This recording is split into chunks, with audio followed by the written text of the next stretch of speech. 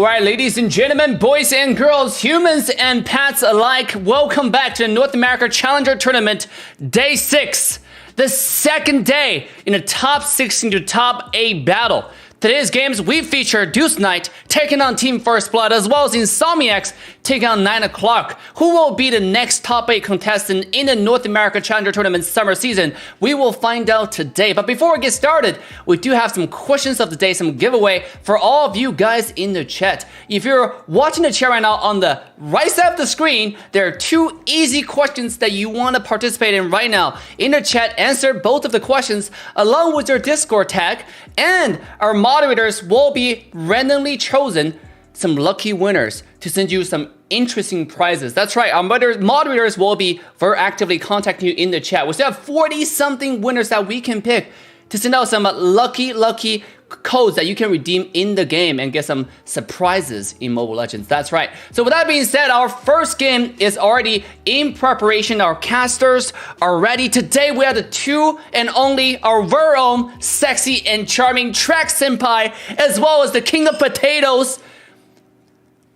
I mean, I said 2 and only, so both of them are fit the description I just said. That's right. Private Dancer. Without further ado, I'm gonna quickly send it over to our casters desk so they can talk to you more about today's matches. Let's go. Welcome everybody. I couldn't have said it better myself, Dave. Welcome back to the North American Challengers Tournament. Definitely some big games ahead of us. I'm super blessed to be back on this desk casting tonight, and even more blessed to be casting with a wonderful friend of mine, someone I've casted with many times before. Private, how do you feel about these games tonight, man? Oh, thank you for that send-off there. I am excited, especially coming into this after how things happened yesterday. It all rounds down to NA is here. NA is packed full of surprises, and all of those preconceived notions about who you thought was the better team, who you thought was going to be going ahead, you might as well just throw those out the window, because there are surprises in store in the NACT. Yeah, the table has definitely been flipped. The cards are in the air, and it is a gamble right now. We saw something that I don't think anyone ever thought was going to happen yesterday. BTK out. But I don't want to talk too much about yesterday, you know? And I think me and you are 2 people that have been talking about the teams of NA, how much NA has grown recently. And the first game tonight, we have 2 teams that I have had my eyes on, that I've been watching a lot. We have Deus up against Team First Blood. Both have been competing in past NACTs. They've been competing in the North American Squad League. They have been going at it. And I know one of those questions of the day for the viewers that are wondering have been, are there going to be any 2-1s? If there's a 2-1 tonight, I gotta say this will most likely be it. Me and you talked about Deus, the wild card team, up against Team First Blood, the new rookies, the hard-hitting rookies at that, Private. Yeah, and not just that, but these 2 have history already with each other. So it's going to be probably the match I've been looking forward to of this round as well. And it's just, like we've talked about, Deus have been the standard right now, but we are going to go ahead and move right into these bans. Yeah, not wasting any time at all. Definitely excited for it. And, you know, a lot of things have changed with a lot of teams. You know, Tarizla, I feel like, hasn't been as popular. He kind of fall off recently. He was like a major ban for a while. We're seeing the Wan come off, seeing mostly typical, but the Claude, right? The Claude has just crept in, and a lot of teams know he can make the plays happen. The Blazing Duet, once you get that DHS in, once you start able to get that damage against some of these bulkier heroes, Private.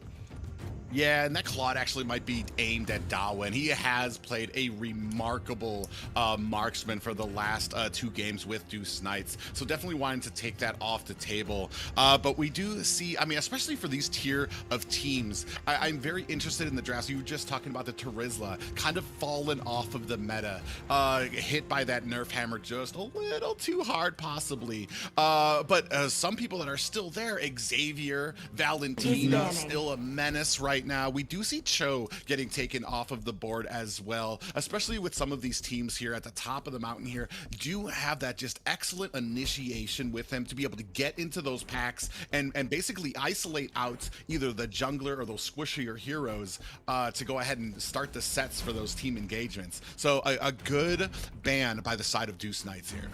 Yeah, I mean, I like the Cho ban, but it's definitely not something you normally see up front.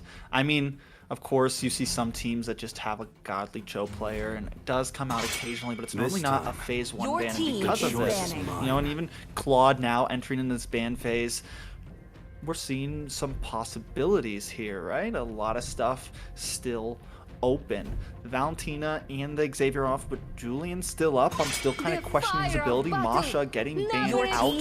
So we still have the Julian, we still have the Akai, we still have plenty of other options, and I do have to say that over the past few days we've been seeing a lot of teams pick up the damage, right? Pick up kind of damaged junglers instead of the tank jungles. And it's still kind of, to me, I feel like it's still up in the air, and there's this division between teams on what way they want to go here. Eve will be getting picked up, and that has been a solid pick. And I feel like she's someone that, you know, just with her capabilities, probably never going to completely fall off. Yeah, just the setup with that real world manipulation. We saw it yesterday. I mean, especially with if you add in other CCs from Lolita with that Numenon blast, with Esmeralda with that falling star moon. Just, I mean, if you couple that with more CC, you're going to be looking at a rough time for your team to be able to disengage once a team has set upon you. But like a very interesting picks now, because we do have that Beatrix and that Esmeralda picked up for the side of First Blood here. And one thing that is really interesting to me right now is we do still have that Franco open, and up till now Franco has been basically like a priority pick. Now maybe not a priority ban, but like just to be picked up because of that harassment that he offers early game. So I mean, we're gonna see how well, especially because like you said, we didn't go off standard bans in the beginning here. We do have a Cho and a Claude picked off here right at the beginning, so it did leave some leeway there for that Julian, Franco, other strong picks here that I'm waiting to see. Is that Franco, followed closely behind by a Ling here for Deus Knights. Yeah, and we know Hendrik Lavzal does well on the Franco, right? Like, we've seen him make some godly hooks. And not only that, but you're pulling the Franco away from another team that also does well with it. And picking up the Ling, another pretty good pick with her. But the thing I love most, I think, about Deus Knights is their ability for everyone just to kind of switch roles every once in a while. And if they need to make a sudden change at the end of their draft, they're able to do that. Team First Blood now firing back with this Ballman pick. Again, a solid pick, I would say. Kind of like, you know, one of these last survivors in a sense. I would say like him and Akai. Now that the Basha we never see get used anymore, a lot of these tank jungles aren't as popular. But Ballman has been standing pretty tall in the NACT. Some teams even going as far as banning them out in the first phase. Of course, we could go on and on about the lethal counter and how it helps, but I feel like casters have been droning about that for the past several days. So as we jump into this next ban segment, we have the Aerithil coming off, Kagura coming off from Deus Knights. I'm wondering if they're just going to focus hard in onto marksman here. Not a whole lot of options open. You still have the carry. We've seen that played on the side of Deus Knights, if I'm not correct, right? On Deus Knights, I don't think the carry has come. Oh yeah, the carry has come out, and yeah, Darwin has done very well on both of those, both the carry and the Claude. So it's very interesting, especially for that Aerithel ban. Maybe something that we've seen in scrims from them that that First Blood doesn't want to see out there, because I mean she hasn't been as priority of a pick since that nerf to Aerithel. I think we joked about it before. Kind of took her from D tier, took her down to D tier, and then when the nerf came back in, threw her right back in the F tier. So I mean, not as strong as a pick as a lot of people like. But yeah, it's gonna be interesting here too. Interesting point too about the Franco pickup by Hendrix Love All. Hendrix does lead the tournament right now in assists. I believe it is 69 assists for Hendrix Loves All. And putting him on this Franco does mean you're going to have a lot of harassment there. But countering it with that Belmont is a smart choice because you do still have that early game. And like you said, we've droned on about how well he is able to take these objectives. So both games kind of mashing up into that early and into the late game right now. So very good and well-balanced compositions by both teams here right now. Yeah, Deuce Knight's really, I feel like since the NACT has started, they've kept it pretty simple. You know, we used to refer to them as this really abstract team who always brought in these random picks and made it work. But recently when I've been watching them, they've just been sticking to it, keeping it simple, doing what needs to be done. And I love the Atlas ban there. We've seen the Atlas picked up to counter the Franco, to deal with the Franco, and they take that off the table, limit the jungle pool of the side of Team First Bloods. Now, Darwin picking up, locking in that carry, should do well against the Esmeralda, should do well at the Balmond, and also limit, you know, what are they going to pick? Maybe we see Team First Blood pick up something not as bulky for their tank because they don't want to pick something else, but multi-rose picking up that Hylos, definitely going to be an EXP lane Hylos here to deal with that Esmeralda. Not something you see every day, but a lot of teams have theoretically pitched, and I'm pretty sure we've seen it overseas very occasionally. We've even seen it in the league very occasionally. It can deal with the Esmeralda, with that second skill, with being able to constantly do chip damage at her and help her not keep that shield up. Yeah, and especially with that, Hylos does have more early game here. So what we're seeing is like a little bit more of that early game, that front line from Deuce Knights that's gonna allow Floor on this on the mage here to be able to kind of like get the gold up, get their items that they need, and then especially because Carry is just a heck of a late game marksman. So I do like the balance there, not to be outdone by the side of First Blood though, because they do have a well-balanced and nice mobile team. Once you bring in that Matilda there, that's going to help you be able to kind of get in and disengage from them with her abilities. So man, both these teams looking good and very tight compositions. I like it. Yeah, definitely very tight compositions, and this is it. Deuce Knights up against Team First Blood, first series of tonight, and I'm definitely excited for it. Let us know who you think is going to win this game in the chat. Private, I gotta say, I was thinking about this. I mentioned how maybe they might not go for a bulky tank and they pick up the Matildas instead. You know, you don't want to pick up something too big to just go right into that carry once again. So they decide and opt to go for maybe a bit more movement. And I do like it, right? I like it paired up with the Sicilian. I like it with the Balmond. A lot of dive potential, a lot of chase potential onto that link. You know, when you get in these team fights and if you want to try to lock onto him, you do have the opportunity to knock him off that wall with the Circling Eagle, or if he's trying to get away, maybe catch him and even bring Balmond into the back line onto Darwin up in the top.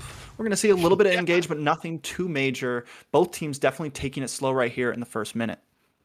Yeah, like I said, there is history between these two teams. They have faced each other before. They do know what they're about, so they're not going to be taking any chances. Probably a little bit of that respect paid by both of them. So we might not see too many early engagements, or at least ones that Deuce Knights and Team First Blood aren't prepared for. We do see a little bit of engagement happening here. Joyboy is getting slowed down, but is wisely able to disengage on that Matilda.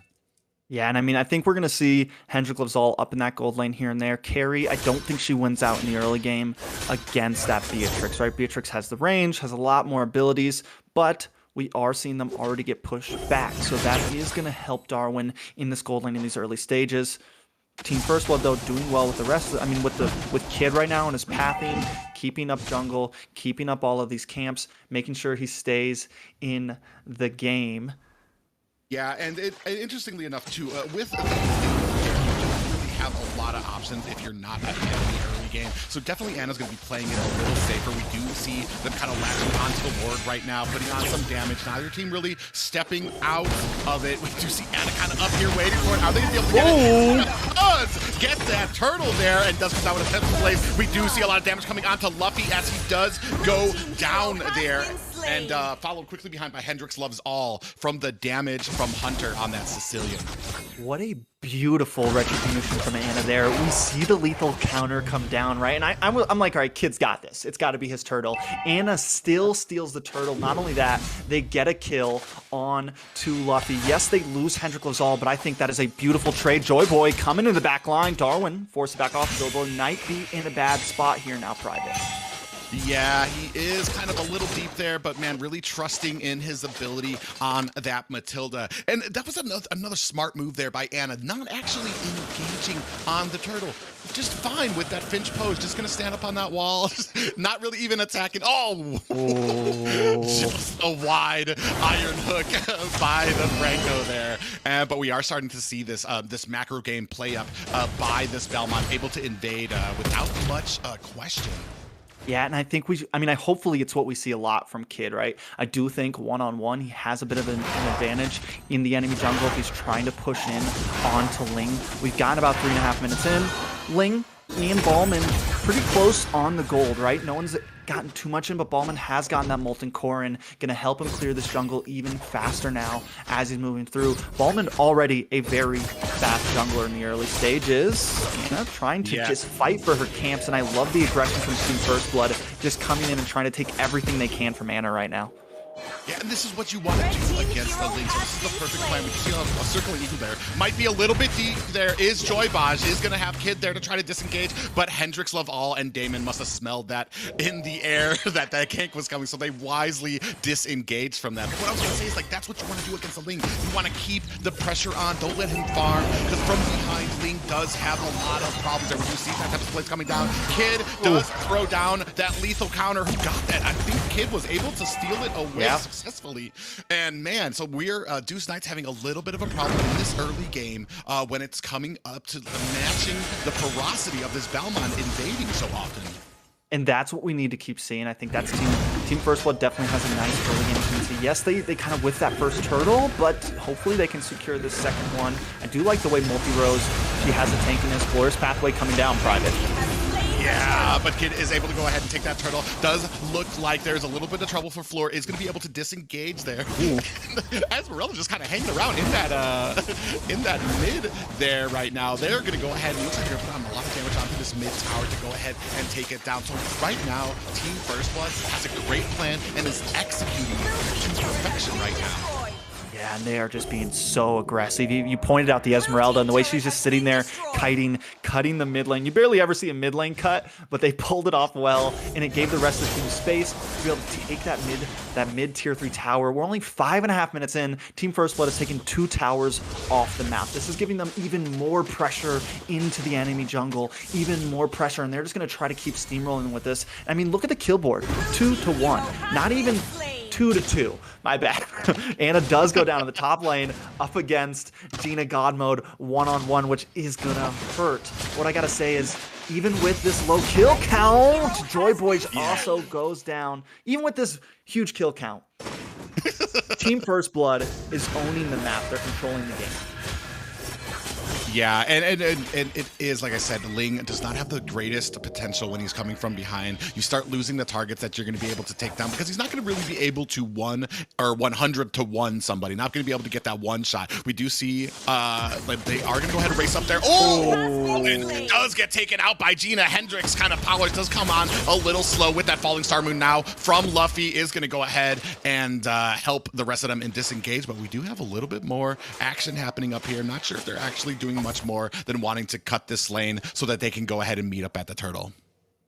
Yeah, and I think at this point, Deuce Knights, they do, I mean, they have the carry, right? And we do know the Ling can start, once you get that Berserker's Fury in, a couple more items, and you can possibly do some damage to that backline. But what makes me worry is we just saw Gina God Mode 1v1 Anna. So, like, all right, you get to the backline, what do you do then? And you still have to watch out for the Wesker, for this shotgun. You still need to play correctly. So Deuce Knights needs to find a way around them. Turtle going over to Kid, and we might have another fight already breaking out.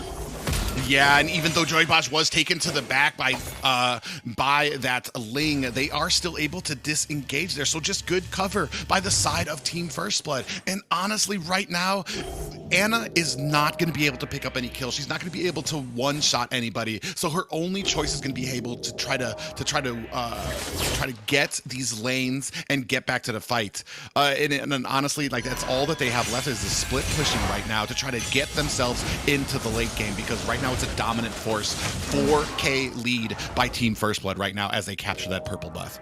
Yeah, I don't think I've ever seen a game with so little kills and so many towers taken already. Team First Blood and such a nice gold lead as well. Just really, I mean, we talk about teams running objectives, and they have been solely objectives, just solely macro play around the map, taking what they need to. They lose that first turtle, but then they come back so strong, and it is just building up more and more. So I will say that Deus Knights are doing well in a sense of they're not taking too many deaths. Like, I just think that they're losing too much. They need to maybe focus on a bit more of the jungle. Big circling eagle onto Anna.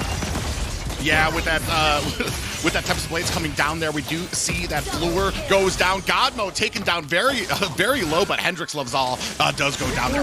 Oh, what? Unfortunately, onto that Finch pose right into the middle of 4 Team First Blood members, not able to take all of that damage. And I think that we're having a problem. I mean, I saw the plan. They wanted a front line and the early game, but you're lacking a ton of damage with 2 roams, 2 tanks on Deus Knights right now. Yeah, definitely. And that's like, especially when you fall behind like this, you know, they might have been able to pull it off, but by picking up the Eve, it's also not big burst damage. So they literally have like no burst damage for this whole phase of the game, to whereas Gina God mode right now, sitting at 5-0-0, definitely going God mode, and that is going to continue to be a problem.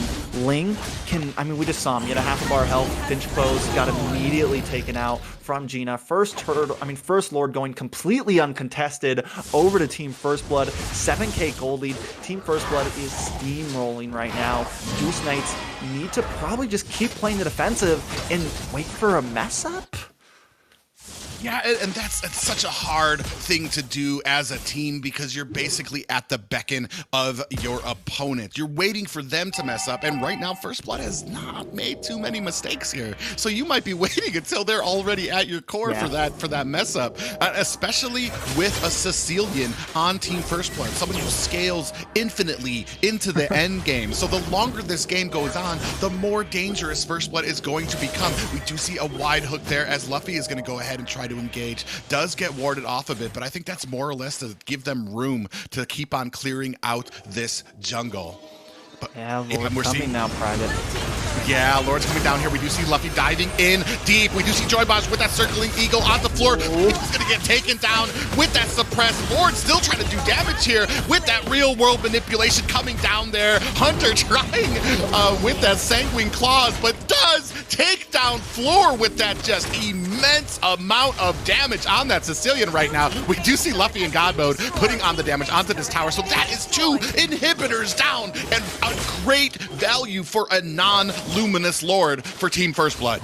Yeah, beautiful value. And I was going to say, I think Deus Knights' opportunity here is to try to bait them into that real manipulation. And they really couldn't have, I feel like they couldn't have defended that siege much better. None of them overextended. None of them really got out there too much. They even got Joybosh to come in a little bit deep. So there's just too much of a goal deficit. Hendrix, though, is finally landing some hooks. And this is something else I need to point out. Hendrix needs to start landing these hooks. He needs to start making some plays on the map, because we haven't seen a whole lot of it just yet. If he can start actually landing, getting some of these picks, it could be the comeback for Deus Knights here. Well, and I think that was one of the major issues right now, is that we're not using Franco to his potential here right now. We do see Luffy coming in, diving in there. Real world manipulation does come down there. Joybosh diving deep, does land that circling eagle, but gets taken down quite quickly. Core is at 10% health. And this first game goes to Team First Blood. Textbook plays from Team First Blood. I mean, to the point where, like I mentioned in the very beginning, not a whole lot of fighting, not a whole lot of scrimming, not a whole lot of deaths, but just taking objective tower by tower by tower. And even their finishes when it came to the Lord push, getting 2 inhibitors out of it from start to finish, just a very, very clean game. I think that Deuce Knights, there may be some draft issues there. Maybe Darwin a little too. I think if you're going to invest that much into that bulky front line there, you do need to maybe pick up a bit of a burstier mage. And the zone control did help them, but there was just something maybe lacking there. So I got to give it up. Gina, I think it's a rightful MVP personally. The 1v1 against Anna in the early game, I think really just kind of sent her through the roof. 5-1-6. She was 5-0 for most of that game. Private.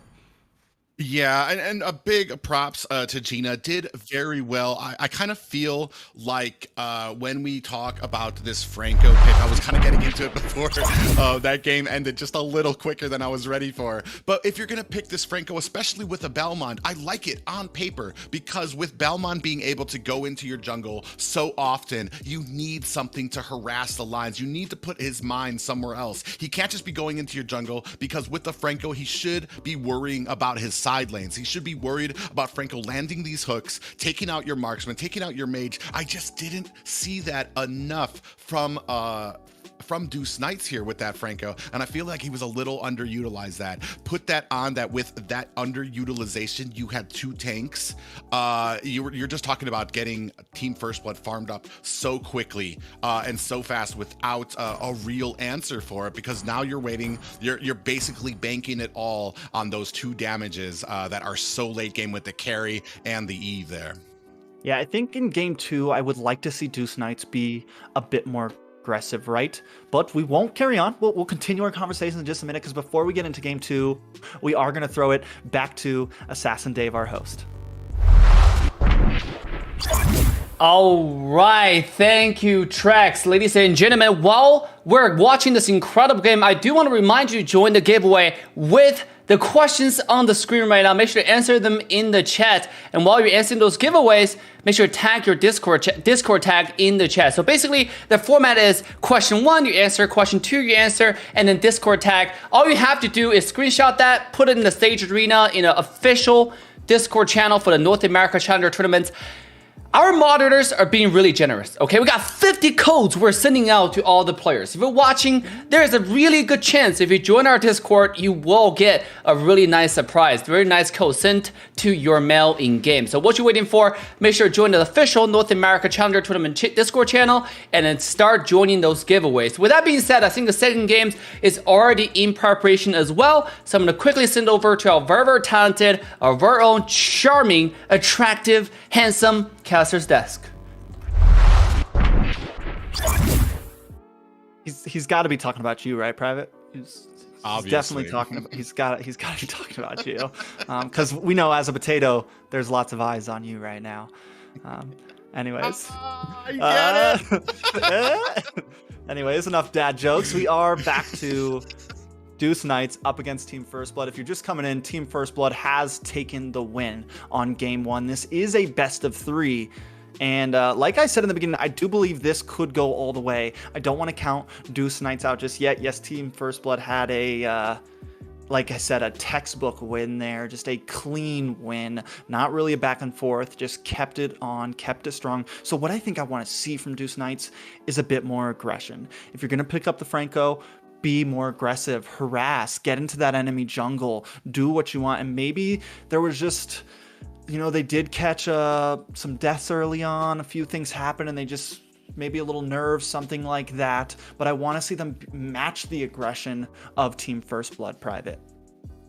Yeah, and that's going to be the thing here is like you can have the greatest draft in the world, but if your execution is off, if you're not sure or not as confident on those characters, you're going to have a few issues. But man, let's go ahead and get right back into this bans. Yeah, it will be Team First Blood this time with first pick, first ban. Not changing too much up, taking out that Masha immediately. Esmeralda this time getting banned from the side of Deuce Knights. And what I like about Deuce Knights, and we even saw it in the first ban phases, they're not scared to like target ban at all up front. Normally like first game you see teams just kind of go with the usual things. Deuce Knights are quick. They're like, all right, we don't like that Esmeralda. Let's get rid of it immediately. And maybe that's a bad play because like there are counters to the Esmeralda, but it's still, I know that they're always on their feet. So hopefully they're coming up with something on the fly here to take a win. One thing, am I crazy, or was Julian not picked or banned last game? You are correct. You are correct. Yes. So what is that? So apparently, maybe both these teams playing a game of a bluff here, and both of them just like, nope, I don't want it. You take it. I don't want it. You take it. That's kind of crazy to me because Julian has been so powerful, but we have seen in NA maybe people not as confident with where he belongs in the meta, where he belongs in these comps here, and probably trying to stick more to what they know. I mean, maybe that would have worked a little better than a Hylos in that XP lane, something that does a little bit more damage. And honestly, he's not a bad with the regen as far as like tankiness is concerned, or regen in these team fights. Maybe just they're just not as confident with him on there. But it's interesting to me to see that slip through when it's been such a priority in the last few weeks here. But we're gonna go on into that first pick, and it looks like we're leaning towards the more familiar pick here. Beatrix or Clint, they're kind of deciding right now is Team First Bloods. Man, they need to do something about this Beatrix, right? Like we saw Gina God Mode. I should always say her first name because it is an epic name, right? Gina God Mode on the Beatrix, going God Mode last game. So I really think this needs to be a focus for Deuce Knights, right? And we see so many teams focus hard on the gold lane, have tanks babysit, and I thought that's what Hendrix was going to be doing in game 1. And then maybe from all the pressure that Ballman was giving in the jungle throughout game 1, Hendrix was forced to kind of rotate down and not cover that gold lane as much. And Gina just capitalized on that, farmed up so well, was able to collect some kills, and just constantly put under pressure. I do like what I'm seeing though right now from Deuce Knights, going for a very different composition than what we saw last time. Instead of a damage assassin jungler, they're picking up this Akai and also securing some late game possibilities with this Sicilian on Fluorescent. Yeah, interestingly enough, I do like this, and I think that this is probably an answer to that Belmont as well, because Akai, especially with that first dashing ability, is going to be able to pop up a Belmont to take him immediately out of that spin. So it does kind of negate the Belmont pick, and as well as that real-world manipulation, if you're going to lean towards it. I see them kind of tap dancing around it, and I don't want to say it because I know every single time I say this is what they're going to pick. They're going to choose something completely crazy, but it's going to be a problem. Yeah, that could definitely be a problem, those two picks. I feel like you said, Akai hard counters both of them, but they are feeling comfortable and just picking both of them right into it. Definitely a question, and it kind of makes me already, I mean, I know we're only 2 picks in, but it's making me favor Deuce Knights a little bit right now. Yeah, that heavy spin is going to be able to knock Hunter out of this real-world manipulation. It's going to be able to stop Kid from getting close, and especially a dash, not an ult. We're talking about a first ability that's going to have like maybe a 7-second cooldown for Akai to be able to continually knock this Belmont out of the spin. So maybe confident in their abilities and how they're going to be able to, like, it doesn't matter, like we were just talking about, it doesn't matter about the picks, it matters about how you play it. And maybe this is just something that Team First Bloods are very confident in their ability to play. And that is a good point, because last game, you know, game 1, we saw just a lack of execution, right? Just a lack of execution from the side of Deuce Knights. Franco's still open, and I do like the fact that this time Deuce Knights, they pick up the Atlas, like daring them, like, all right, pick the Franco. You're not going to ban it from us this time. We're quick to it. And they do still have a tanky lineup, right? Like the double roam, but they did bring some damage insurance with the Sicilian. I think now we just need a solid gold laner. The problem is we know Team First Blood not scared to ban out gold laners away from Deuce Knights here. And I don't know if Darwin really wants to pick up the carry again. It didn't do too well in game 1. Yeah, and we are looking at kind of a late game comp by them. Anna on that Akai, I mean, not really early or late, just a very tanky build from there. But Sicilian and Atlas are not going to be doing too much in the early game there. So, I mean, it's going to really depend on these last 2 picks, whether Deuce Knights can kind of round off their composition here. My only kind of question is right now is it's going to take an immense amount of synergy from the side of Deuce Knights Knights to correctly pull off a set here if you're going to have an Atlas go on with those Fatal Links and then Anna come in with a heavy spin. You're going to need to be on point with your angles there to make sure you're not knocking people out of each other's ults. Timing will definitely move right. I can just see Hendrik goes all with the Fatal Links. Kai's like, I got this. Comes in, heavy spins, blows everybody away, completely messes. But I mean, I think we're at a level where we probably shouldn't see that. Maybe we see something even better. We see the Fatal Links and the Akai catch the angle and just pin several people. And to help add to that, you have the Sanguine Claws, right? So definitely a lot of possibilities for very good execution and a lot of possibilities for not the greatest. Team First Blood continuing to hammer in onto this gold lane. At this point, the only thing left is the carry, which we know Gina is going to do well against. Darwin. Your team is ticking. Hold the phone. Hold on. Hold on. Is this a gold EXP or a gold lane Lancelot that we're seeing?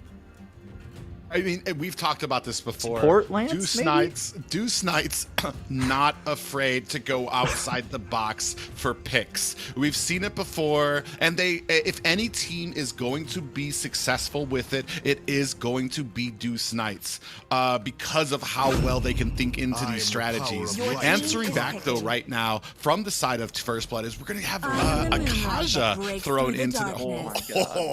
You know what? We're going full wild card. How do we forget about Maya? One of those prime Deuce Knights picks, even from other matches. They brought in Maya and used her to the ire of North America to great success. Like, it's one of those picks like you don't want to do well because you don't want to see it in ranked, but Deuce Knights, they do so great with the Maya, and this is definitely a comfort pick for them. Now, before the chat goes crazy, before the viewers go insane, let me tell you something. Deuce Knights is definitely, me and Private have coined it, we've called them. They are the wild card team, and I know this composition looks insane. It looks insane to us too, but the thing is we've seen them pull things like this off. We've seen them do it. Maybe a risky time. Before I go any farther, this is game 2. Team First Bloods up against Deuce Knights. Deuce Knights bringing in probably one of the most insane compositions we've seen in the NACT thus far on the game that could knock them out. So the question is, can they pull this off? Can their wild card shenanigans actually do it? I do like the fact that Team First Blood picks up this Kaja, another very random pick, but it should do well against the Lancelot. So Deuce Knights want to think out of the box. That's fine. Team First Blood comes with a kind of out of the box picks themselves. Maybe not out of the box, but something that we don't see all the time. But I think it should work well. Darwin already taking a lot of damage in the CXP lane, but it's overall a pretty even trade. I'm wondering if we're going to see the aggression that I want to see from Deuce Knights early on, or if this Ballman is even going to try to bully like he did last time.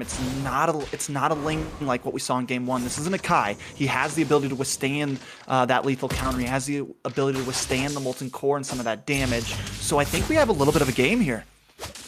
Oh, Darwin taken very low, is going to have to go back to base quickly here, but he will be back in time for this turtle to be up. We do see a little bit of a little hassle here. Hendrix over here does not get that. A pole landed onto him, so Kid is going to be able to get out of there without much damage put onto him. But you were just talking about this early aggression, and that's definitely something I want to see from Deuce Knights and how that they can kind of win this game. This is going to come down to, I say, from the mid game, it's going to come down to Joybaj on this Franco, and then Hendrix Loves All on this Atlas. This is like the eternal struggle that we've been seeing in North America with these two picks. It's always them taking each other on, and it always comes down to those two roams and how they're played.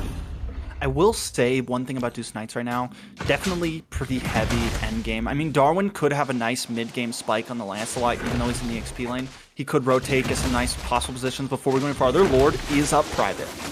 Yeah, we use that real world manipulation come down. Anna has triggered that heavy spin, but is not able to get the turtle. Floor trying to disengage here, so we don't have any deaths there. Safe for both teams, but First Blood was able to pick up that turtle. Team First Blood this time does get the first turtle. They lost it in game 1, but they are coming back strong. And this is the aggression still coming from Kid. He doesn't care if it's a Ling. He doesn't care if it's an Akai. I am going to take your blue buff. And this is what Deuce Knights really needs to answer. They got to do something about Kid on this ball, man. Big pick on the Darwin in that bottom lane. Definitely going to be having a tough time. And this is that Kaja is going to do wonders against Darwin in that off lane. Yeah, right now, especially because it's not going to be something that's the Lancelot, but that Darwin's going to be able to negate is that ult from Kaja. So, I mean, the Divine Judgment is just going to be a huge problem. Oh, just get pinned against the wall there. Floor is able to clean it up. So, I mean, not a bad place right now. We do see, I mean, you are going to get a little bit behind because of Belmont stealing your jungle, but they're starting. I like this setup more. I like how they are at this point in the game more than I do last game. Do I do Snites? We do see that real manipulation coming down. Floor taking a ton of damage there with the assist going to Hunter on that Eve there. So man, what great presence and synergy. No, landed on the multi-rose. Might be in a little bit of trouble. Is gonna go ahead and throw down that stun to try to disengage. Is it gonna be enough? Kid coming here. Multi-rose goes down and Anna might be in a little bit of trouble trying to disengage and doesn't have the oomph in his steps. He is going to be picked up by Team First Blood.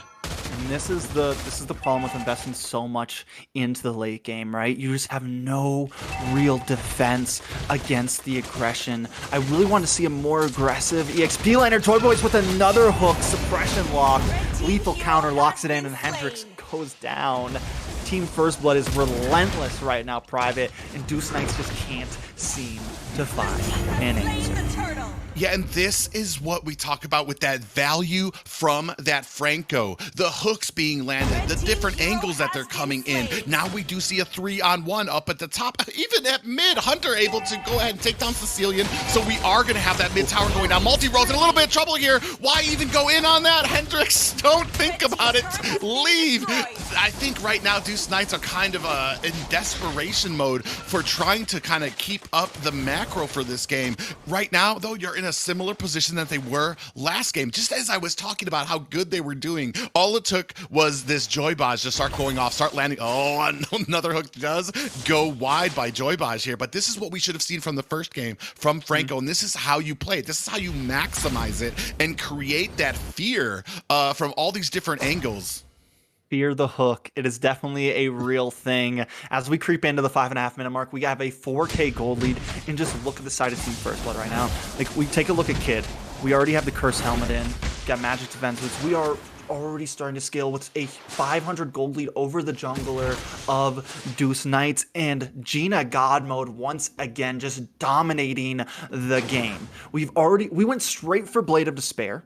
Just pure damage. Now it looks like we may be working on a Hunter Strike here, which definitely isn't the most common item, but definitely locking in some penetration.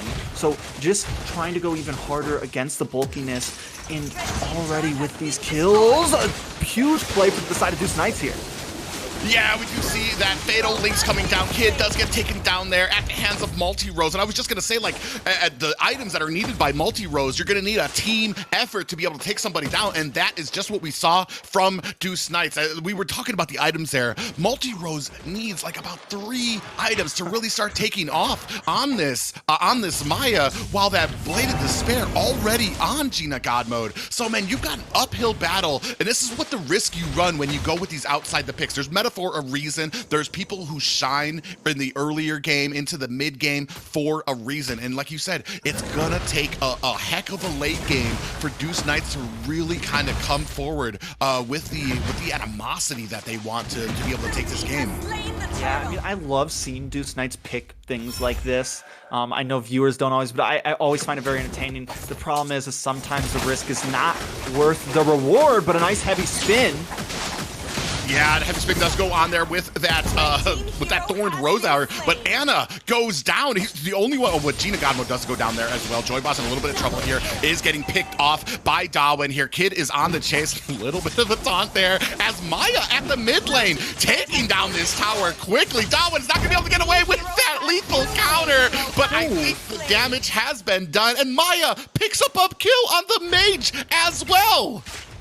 Yeah, getting that kill on the Hunter. This is over. Also going down. Fatal Links locks in. Luffy taken down. Multi-Rose getting another kill. It looks like Team Deuce Knights may be starting to hit that spike, but is it going to be enough? You've lost a lot. You do take one tower. Kid chasing down Fleur, keeping that omnipresence all over the map. You know, the fear from Franco, the fear from Baldwin right now. What I'm seeing from Deuce Knights is that they're grouping up. They're running a bit more pocket. They are losing people. They're losing a bit more towers, but I think their only way to take these fights is as a full unit. And I like the fact that they're quickly making this call on the fly, and now we're seeing them kind of just roam around the map together. We're no longer laning as much. We want to try to pick them off one by one.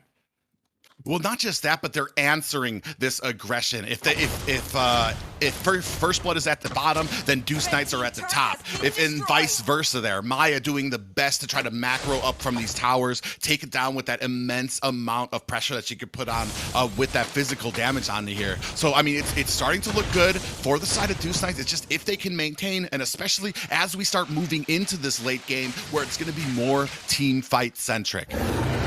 Look at that right there. They're also already opting to give Multi-Rose the buffs now. Multi-Rose picks up red buff. So we're starting to see Deuce Knights even transition the way who's getting what. We no longer need Anna to get a red buff. We no longer really need Anna to get a blue buff, honestly. So Fluorescent will most likely be picking up these blue buffs as Multi-Rose picks up the red. Deuce Knights changing the way they form around. Lord is up now private. Deuce Knights seem like they are ready to contest. No, we do have Kaja up at the top. Is he going to land the Divine Judgment? Doesn't even go for it. Is he going to go ahead and disengage here as we have both teams kind of jockeying for position onto this Lord right now? It does look like Team First Blood is in a little bit of a better position as Deuce Knights are all kind of grouped around, waiting to try to poke around and see what kind of vision that they can get. Both teams don't really look like they want the Lord right now. Hendrix Laval is going to go ahead and join out zone out Joy Baj, and this Lord does get reset there, so kind of toying with our emotions there right now as this gets reset, and we're kind of back where we started for this fight. But honestly, a better position for Deuce Knights. They're just kind of poking it out. They want that bait. They want these teams to kind of come in for this fight, but we do see Darwin goes down to Gina Godmo, so this is going to put this at a 4v5. Oh, but with that Kaja hiding up at the top there, we might have a little bit of a gank here. Do we have that Divine Judgment coming out? He does come down. Multi-Rose up there, and this is going to open up this Lord for Deuce Knights right now. It is at 10%. Down comes that real-world manipulation. Lord is at 10% and picked up by Kid as Luffy takes out Annie as well. Anna, sorry. What a play from Luffy there. You know, I was waiting for you to point him out because he was just sitting in that top lane bush, just waiting for the moment to shine. Comes in. Oh my god. Gina just deleted Fleur. Team First Blood definitely on a roll right now, showing why they're possibly the rookies who want this tournament bad. Deuce Knights falling behind more and more. Up in the top, a little bit of action. Lord coming down quickly. This could be the end, Private. Yeah, they're definitely going to need to man up and get that defense figured out for the side of Deuce Knights, as we do have all lanes starting to crash in onto these inhibitors. This isn't a Luminous Lord, but right now with this much of a gold lead, they're at about an 8k gold lead right now, so you definitely need to watch out. We do see that real world manipulation coming down onto Fleur. He's trying to get away from there, and it does activate. That heavy spin is going to go ahead and knock out that real world manipulation, but we do have a ton of damage coming onto this bottom tower. Gina Godmo does finish it off, and look at the kills there. Anna goes down, Hendrix goes down. We are at 3 players down from the side of Deuce Knights. I don't think they're going to be able to stop this push. Multi-Rose does take down the marksman, but this is a GG for Deuce Knights, and well played to Team First Blood. Wow. Team First Blood. I mean, you gotta give it to them, right? You have to give it to them. They played 2 wonderful games. Deuce Knights, on the other hand, they tried to get spicy in that second game, and I think it definitely bit them. And honestly, the spiciness may have worked, but the fact Team First Blood just answered it so well, I think, with that Kaja pick, able to deal with the Lancelot, and even in the end game, catch multi-rows off guard. So just the positioning, everything from them was so on point, from a game where they steamrolled in game 1 to a game 2 where things were a bit more evenly scaled. They were always able to find beautiful angles. So hard to pick an MVP, but Gina God mode, I mean, 2 games of straight God mode private. Yeah, I mean, it's hard to argue with 10 kills on a marksman.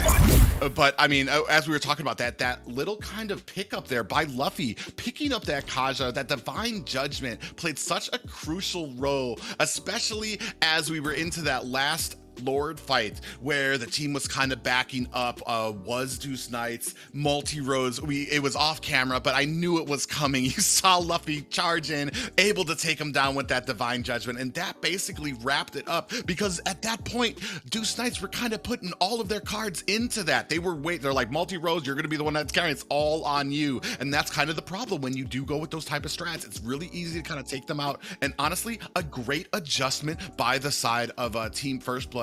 And I mean, new onto the scene, but can we really call them rookies? Like they not come anymore. in this like veterans. It just sounds good. It sounds good. I will always call them the rookies. Like, they Team First Blood has definitely proven themselves. They're a team that I think have, from the moment they signed up for the tournament, I've called them as a possible top 4. Possible winner, especially the way the tournament's shaping up right now. Just, so many upsets happening, so many teams showing they are ready for this. NA as a whole definitely rising up. I'm sorry for those that guessed this as a 2-1. It was a 2-0. So hopefully you can get the next question right. Which team will win match 1? If you guessed Team First Blood, you were correct, and there will be some possible prizes for you. And if you're guessing that there's going to be a 2-1, as a yes, it's all going to come down to the next series private. Do you think we see another sweep? What do you give me your opinion, man? I mean, another sweep, it's hard, especially when it is going to come to the next match. Insomniacs taking on 9 o'clock. I'm going to go with yes. We're just going to throw it out there, a blind throw. Yes, we're going to see a 2-1, no more sweeps. Hashtag no more sweeps in the NACT. I want to start seeing these guys going tooth and nail at each other. Yeah, and that is, until next time, we will be having that game come up very shortly. But before that, we're going to throw it back to our wonderful, handsome, amazing host, Assassin Dave. It's always nice to be the one and only handsome host, Assassin Dave, But anyways, ladies and gentlemen, hope you guys enjoyed the match. What a dominating performance by Team First Blood. We were talking about this actually before the game started. Our cast were telling me, look out for the Team First Blood. This is the team to look out for in North America region. This is the team that has a chance to contest for the next M4 ticket. Now, we know why. What a great clean best out of 3 series, 2-0 domination against Deuce Knight. But ladies and gentlemen, before we're getting a break and get on ready for the next match, Insomniacs taking on 9 o'clock, we do have some incredible news. That's right, we're actually giving out 1 epic skin in the official Discord server. If you're watching the stream right now, I do have some simple instructions. Make sure to answer the second question in the chat and then tag your Discord ID along with it, and then take a screenshot and send it to our official Discord channel with the link in the chat right now, and you will have a chance to win the epic skin, as well as some codes that allow you to get some magic dust, some hero fragments, all those kind of goodies that allows you to get better in the game. Maybe, possibly, potentially, hypothetically. Who knows? We will find out after you get them. So make sure you join the giveaway with the link in our official Discord server. With that being said, we are going to take a short break. Don't go anywhere. Get your popcorn, get your soda, get yourself comfortable, because we'll be right back for Insomniacs taking on Team 9 o'clock. See you all soon.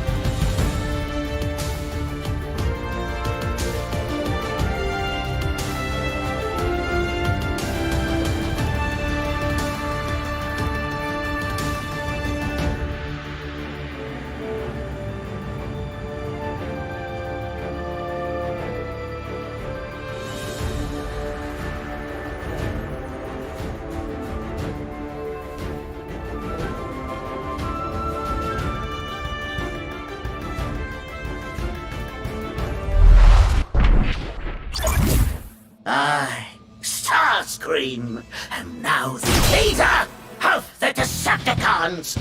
Do as I command. Yes, yes, Master. Less talk, more work.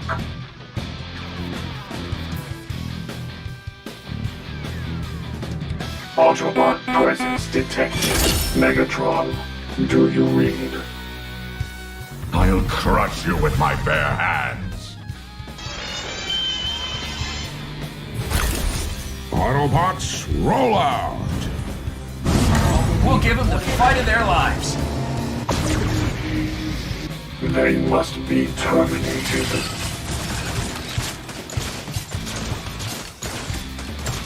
Prime told me there'd be days like this. One shall stand, one shall fall. Join them in extinction! You wrong, and you ugly too! Dinobots, attack! Decepticons, retreat! You are a fool, Megatron! Starscream in pursuit!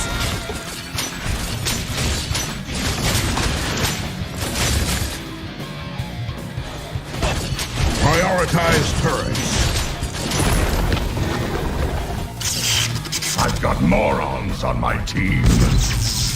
You fail me yet again, Starscream. Old friend, you kept this planet safe. You truly are a worthy Autobot. Good work.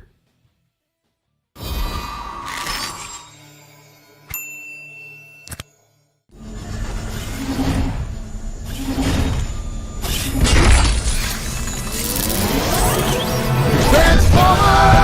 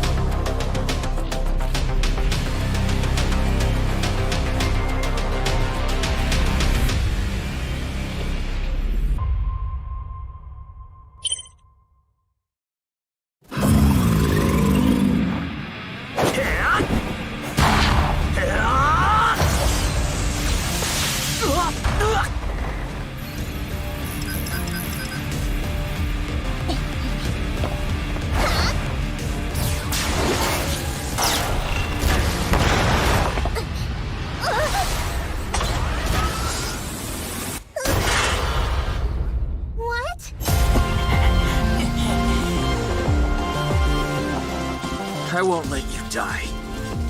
Yeah! The game is more fun in co-op! The M on his chest! That's the weak spot! By the way, I'm Wan. Pleasure to fight with you, Wan. Call me Yin. Name's Link.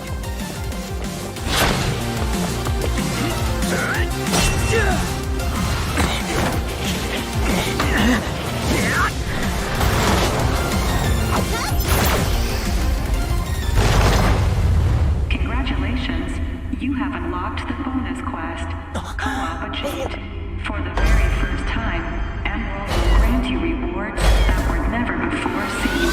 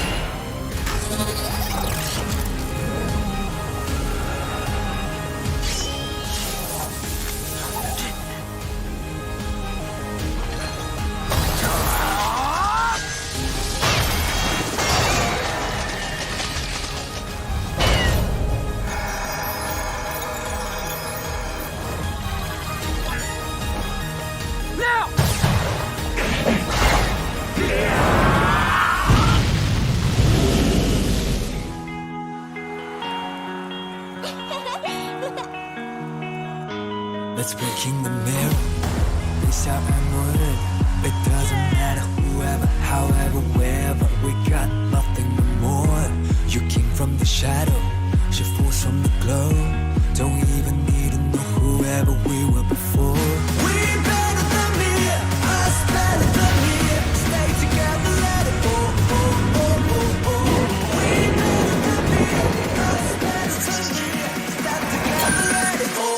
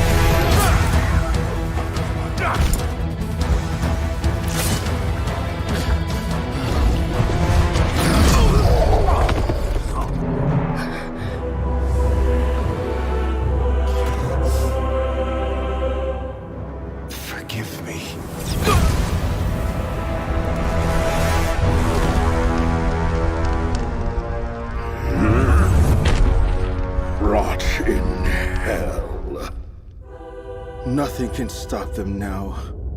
Not Leomord. Not even the mist. An oath is an oath. Leomord won't leave us.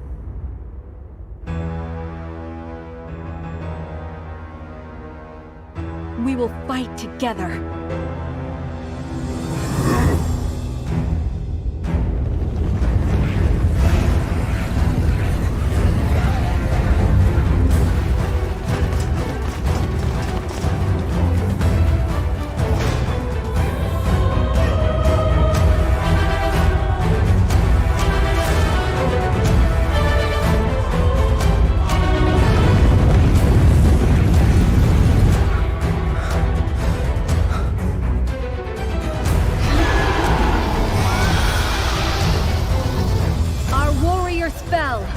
Like 100 years ago. For Richburg!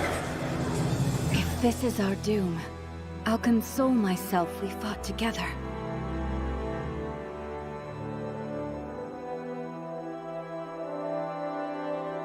Necrokeep is where the light doesn't shine, they say. But we make our own light. We hold our ground! Vexana, I did it!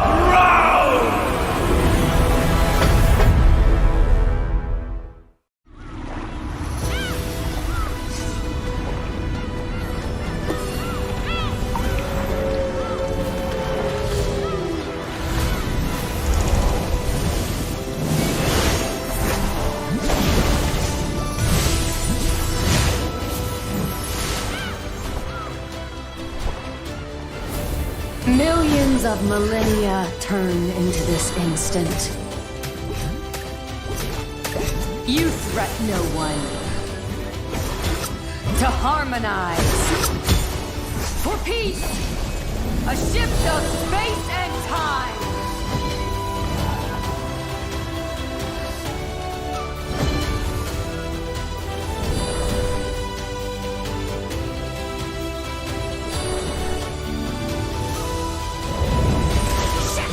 Open your eyes.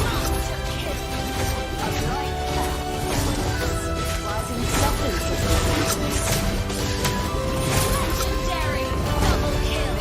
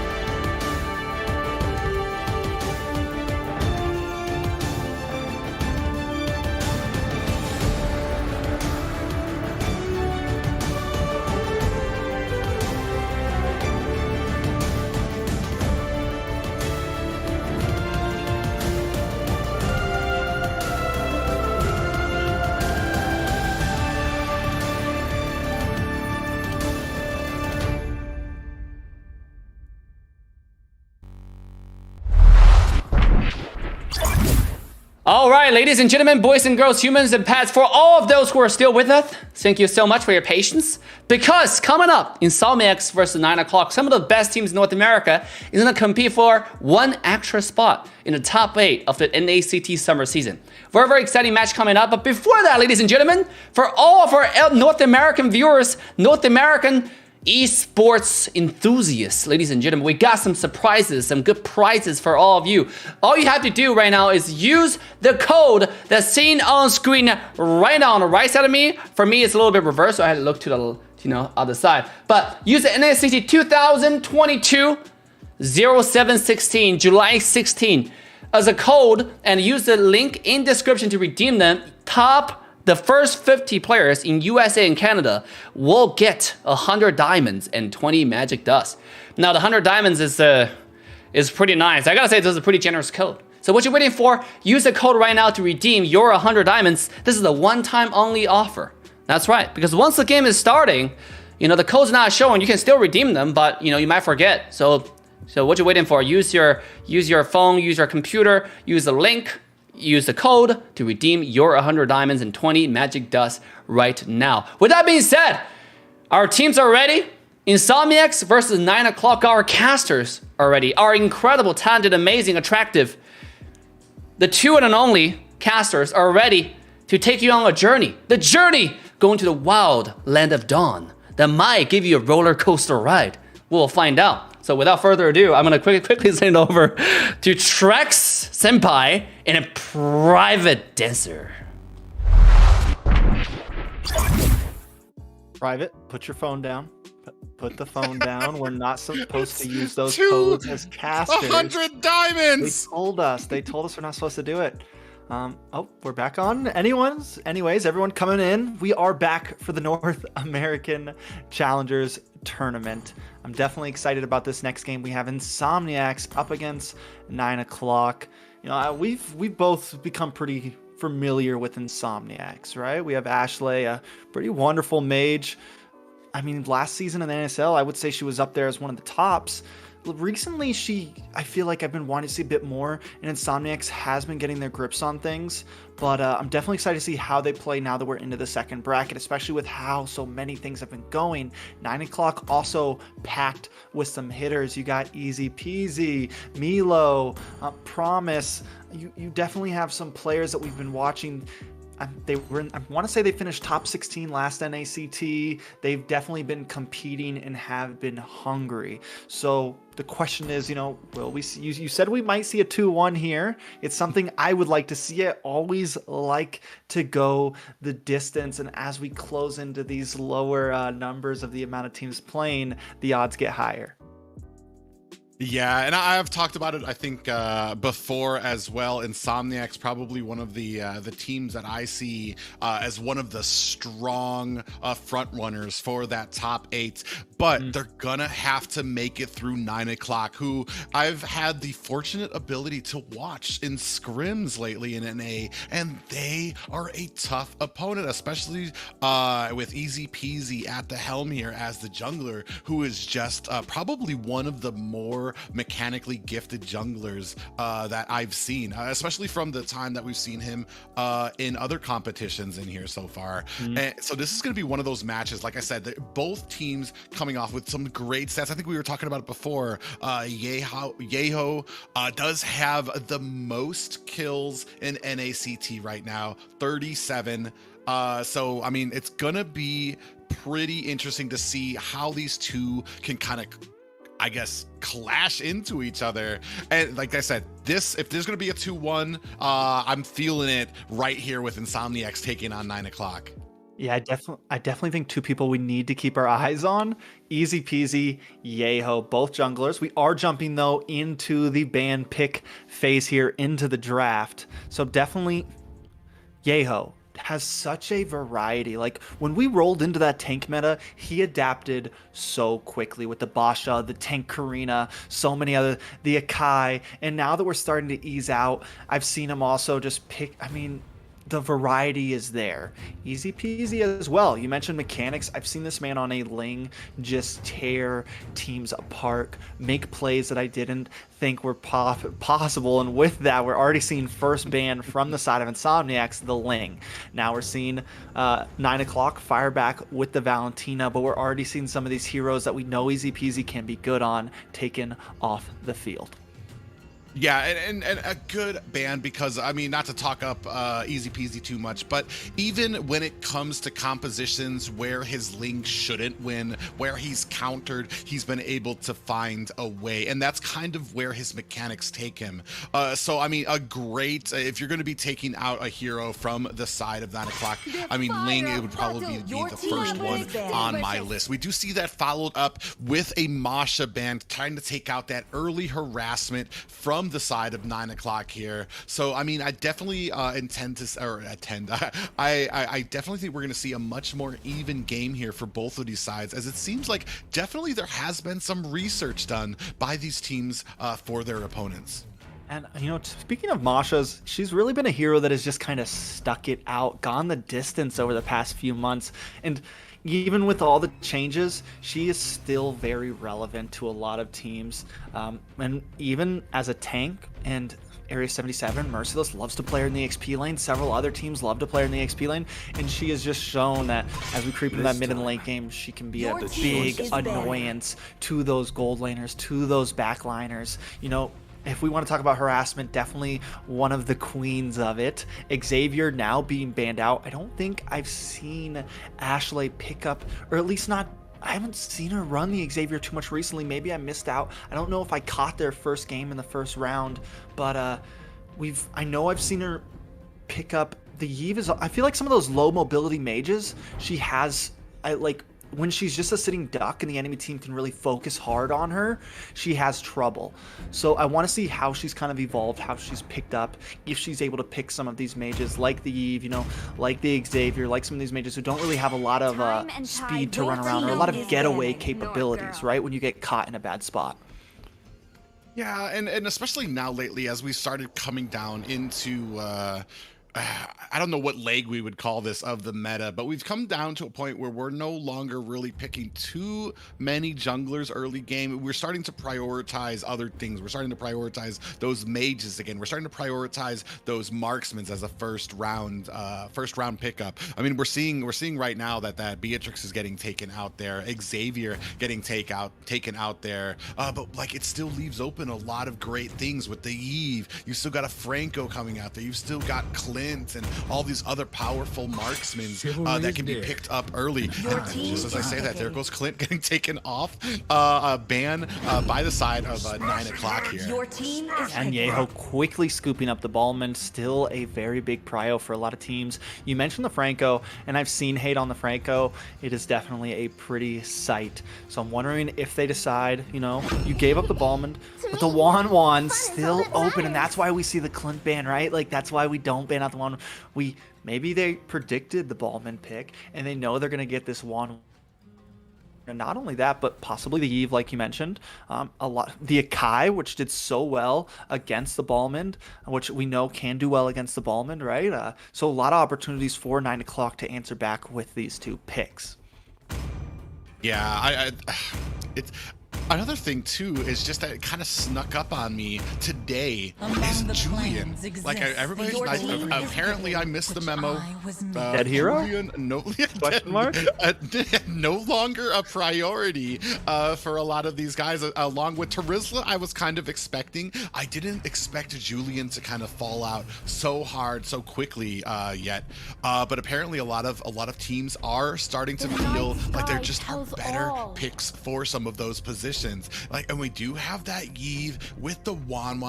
Such a good pickup by the side of 9 o'clock here, because you do have that late, especially when it comes to late game, you're going to have that CC, that encompassing area that you're going to be able to squeeze them into.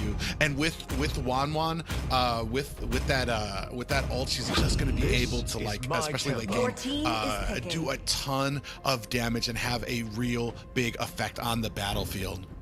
Yeah, I mean, Julian has gotten like two nerfs, and I think it was like 2 nerfs in a month's time is a lot. His sustainability has gone down a lot. Yeah, and Just- I was Looking on the expecting. I don't know if I had a quick lag out. Sorry about that. No problem. I said I was gonna say that he does. I was expecting him to kind of hang in there the same way that Valentina has as well, kind of hung in with that regen and the damage that she can do. But I mean, kind of getting a little boot out. We do see a little bit of dancing going on here from Yellow here. Dancing around either that Thamus or that Dyroth pick, trying to be an answer for that Esmeralda. And it does look like they are going to go ahead and pick up the Dyroth. Man, and it's going to be a hard fight. These are the things I love to see because honestly, on paper, Dyroth should be the biggest counter for Galaxy on this Esmeralda. But that, I mean, as I've been seeing throughout this tournament, it's not always the case, especially when you put in the skill level and the familiarity that a lot of these teams have with some of these heroes, like an Esmeralda. Yeah, and I definitely like the Dyroth pick overall. It's something we haven't seen a lot, and I feel like it is a very solid pick. Even to counter the Esmeralda, I think it does do the job well enough. But there are some mechanics to it, right? Like, some heroes, like, even if you're not the greatest at it, it still works well into that. But I feel like you need to be good with the Dyroth to make it work against the Esmeralda. Not only that, but maybe you do beat the Esmeralda, but you still, like, Esmeralda still can be valuable all over the map, right? From mid to late game, she can be a valuable pick. Dyroth, if you don't have the mechanical grasp on him, you are essentially going to be kind of worthless in the end game. If you can't get those flicker abysm strikes off and make those plays when they need to happen, you're literally, your only job, I guess, was to deal with the Esmeralda in the laning phase.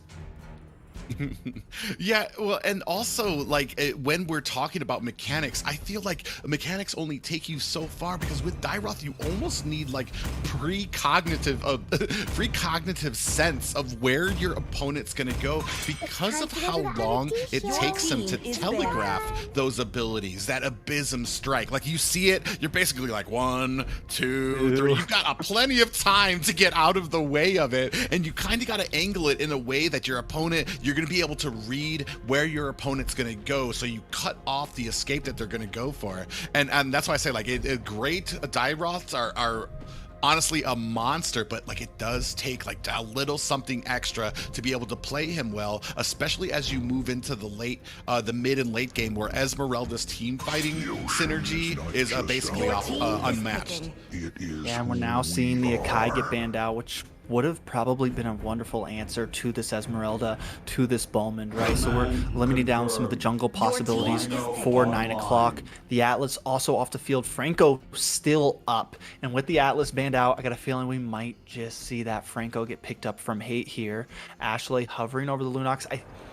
Lunox solid, right? Like, even we always talk about Lunox being like a great counter to tanky heroes, but honestly, she bursts down anybody. Like, you get her into the late game, she bursts down. She's got great escapability with the brilliance, great engage. I think she's just a solid pick, and kind of always has been. Ashley has done wonders on her in the past, so excited to see how that works. Still waiting though on Hate. We do Insomniacs just kind of taking their time with this pick, which is something I like. In the Franco,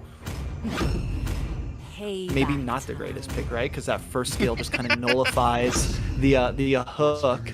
Ashley ends up picking up the Farza, and this is the mobility. This is what I'm saying from Ashley, right? Like, the Farza, she, even with it not being the most popular mage anymore, she does so well with it. Like, she makes this mage, who we don't see all the time anymore, work and make it look meta. Yeah, interestingly enough too, and I do feel like Insomniacs does have a little bit more of a rounded out composition, especially in the early game, because you're going to have that damage and that objective taking ability from the Balmon, matched by the rotations from a Farja with that wings by wings, going to be able to get you around the map quick. And we're going to have just a little bit of we do have the damage from Grok on the side of 9 o'clock here, and then it's going to take, I want to say, a little bit of time for Barats. I feel like he is definitely dependent on what you're going to see out there. If you have minions around, can you keep up those stacks? So I want to say it's a little bit more harder for 9 o'clock to kind of keep up that momentum than it will be for Insomniacs. But we're here, first match of Insomniacs taking on 9 o'clock. Yeah, definitely excited for it. Insomniacs definitely do. I feel like they have a nice early game aggression right now, right? Like you have this Farza who gets the stun off at level 2. We know how Hate likes to push in, but 9 o'clock also with this Croc, I feel like we're going to possibly see some harassment. The only thing I'm worried about is the Barat's pick. You know, statistically, it just has not done well, probably. Yeah, especially in the early game where his real weakness is the magic defense that he does not have. And he doesn't really start coming off until he does get that defense. Ooh, Gosu kind of regrets here, kind of threading the needle here for that damage. But we do see Ashley coming in. Yeah, she is coming in, gets a stun, Promise. Forced to use that nullification of CC. Akari does come in as well, takes a bit too much damage, biting off a little bit too much, and we're already seeing the rotations from Ashley and Hate. Already seeing the aggression onto these off lanes. This is something Insomniacs love to do.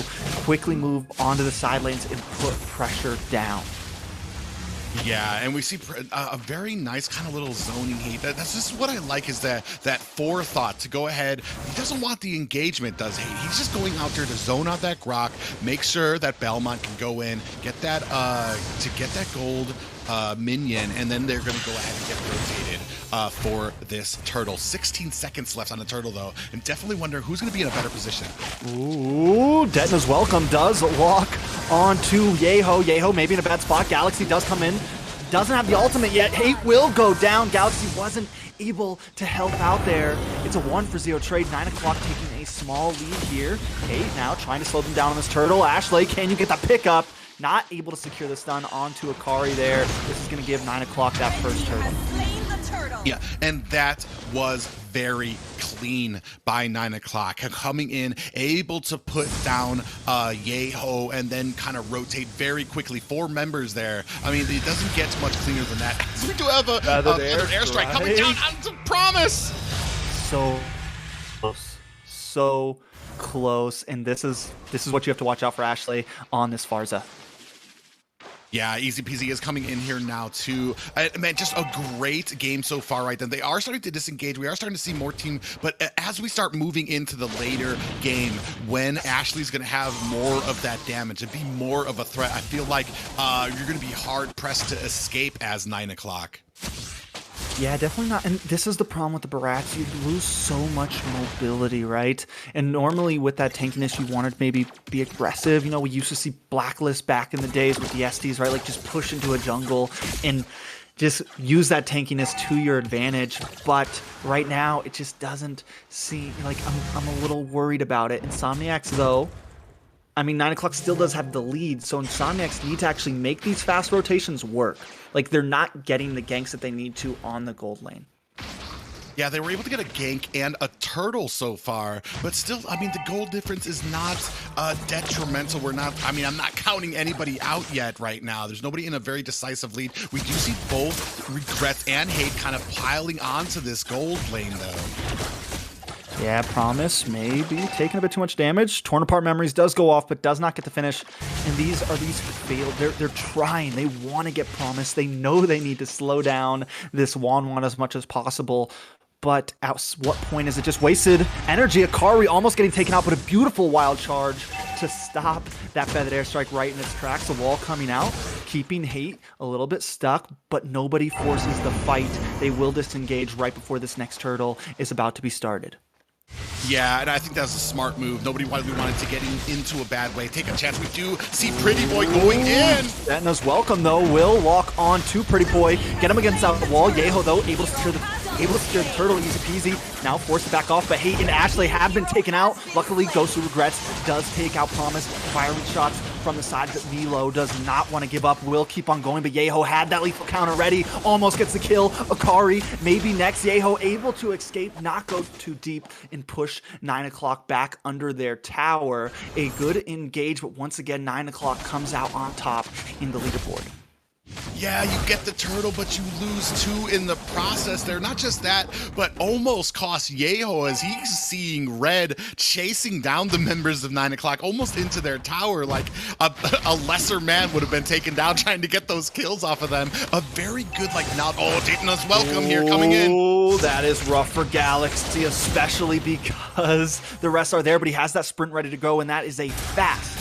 As Merelda up in the bottom lane, Promise taking another feathered airstrike, but able to get away with just a sliver of health. This will give Regrets the opportunity to nail away at this tower, and Insomniacs will take the first tower of the game, but 9 o'clock is answering back, taking this tier 3 tower in the mid lane. Pretty Boy Hate with a beautiful Tyrant's Rage, but Akari is there to help stop them. Ashley does not have the feathered airstrike, not able to do that damage. Hate may be going too far, goes to Regrets with the torn apart memory, able to get the outplay onto Easy Peasy right before that damage welcome comes in. But while this is happening, Milo and Galaxy have a 1-for-1 trade in the top side. The battle is happening, the shots are off, but Insomniacs will take the lead in the gold lane at 6 minutes.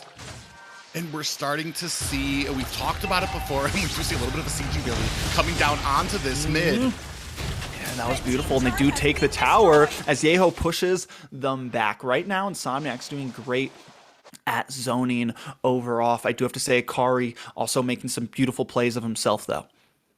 Yeah, and this is where we're starting to see that Belmont coming into play. They were losing towers, but they were still ahead in gold. Now we're starting to see Varza, Ashley on that, starting to come up, using that sieging ability to push off the members of 9 o'clock while they go for these objectives. And honestly, this is the rough start for Insomniacs, but the objective play has been all Insomniacs right now.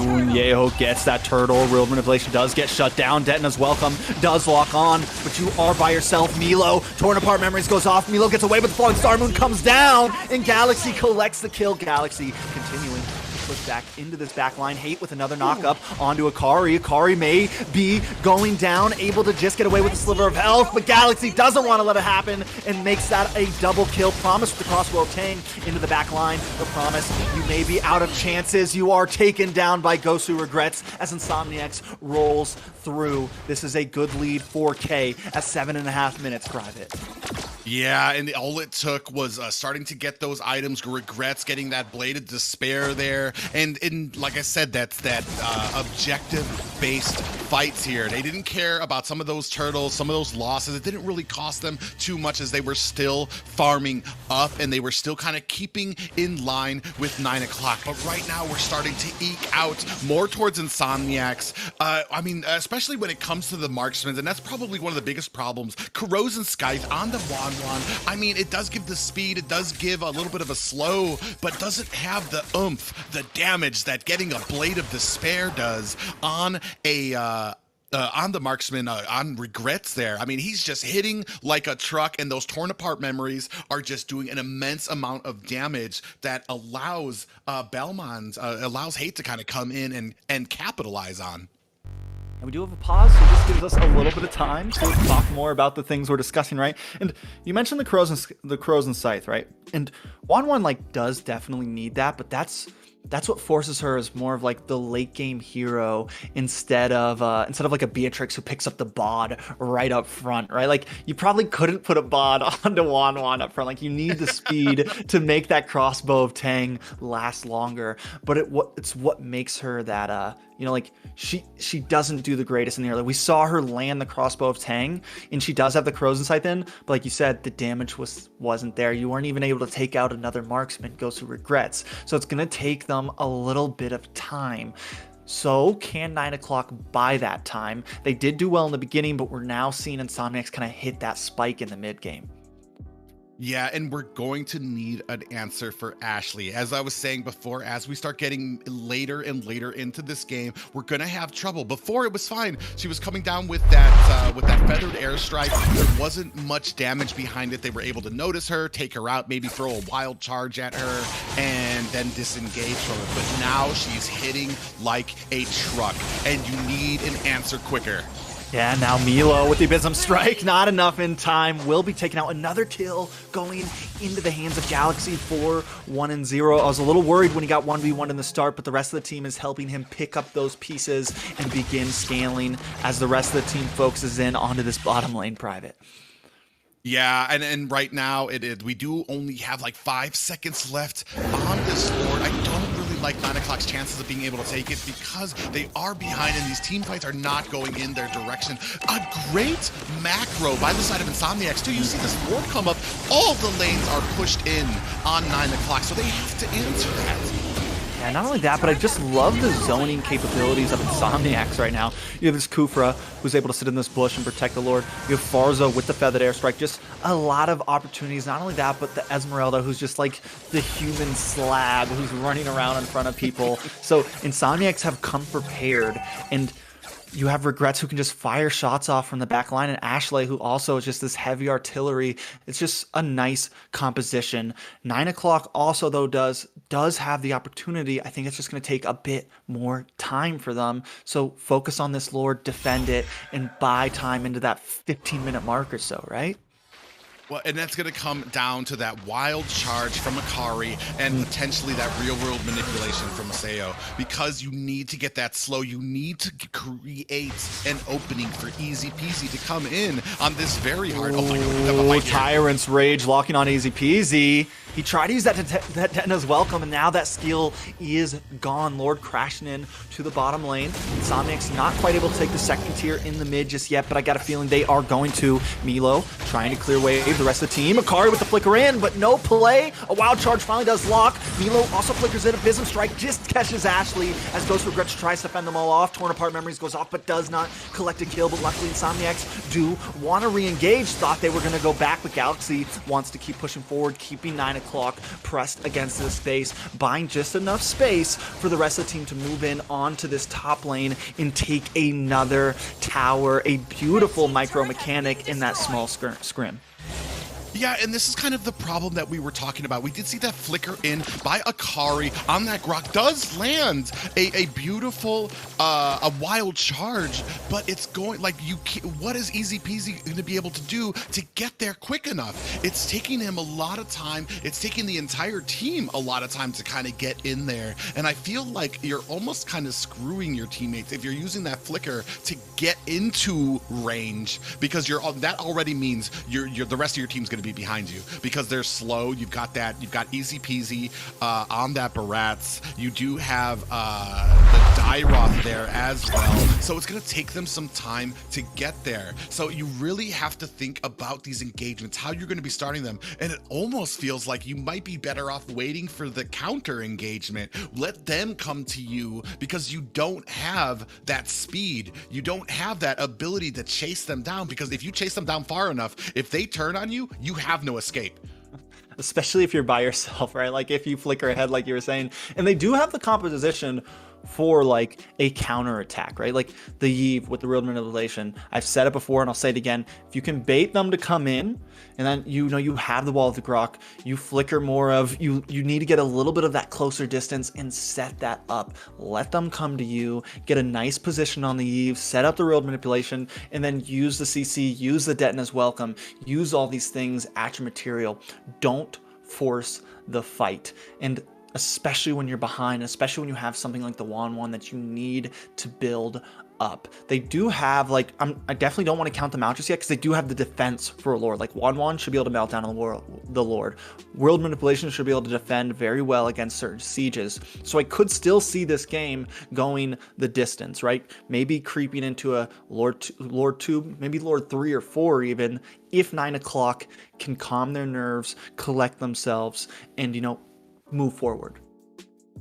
Yeah, I mean, it does come down. It's very, like I said before, it's easy for us to be up here and be like, this is what they need to do. But when you're in the midst of those type of fights and you're behind, the enemy is pushing in on you, it's easy for us to say, let them come in and try to counter it. But like, I mean, with a team that might not be making mistakes, and Insomniacs at this point are not really making very many mistakes, that might be a death warrant in itself of just like allowing them. So I can see the need to try to make something happen.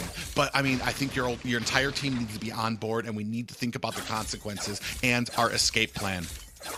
Yeah, it's definitely not going to be easy, right? Then the gold lead has started to skyrocket. Insomniacs has taken a huge lead with Lord up in 30 seconds. 9 o'clock seems to maybe even be going for some macro play into the bottom lane. Maybe not even wanting to try to get a full position, but more even out the playing field in these lanes. Yeah, this might be a little bit of a problem. He is going to go get that macro. He's going to try to join the team because there are only 20 seconds left for that Lord to come back up. So he's definitely going to want to try to make 9 o'clock, try to engage this while they go for the Lord. And we do see a little bit of a skirmish happening up here as Hate is disengaging a bit, not too much. 5 seconds left on this Lord. Oh, and an engagement at bottom, though. Looks like Esmeralda's going to try to get away. Yeah, Esmeralda's, I mean, with the sprint, I think you're good. Back up to the Lord, though. Easy peasy. Continues to push in. Yeho starting up on this Lord. This is what we like to call the jock, right? 9 o'clock. Oh, wait! A big flicker coming in from Hate, connecting with the Tyrant's Rage. Feathered Airstrike comes down, and we are seeing 9 o'clock slowly melt down, but 9 o'clock is holding up still. The tankiness is starting to work.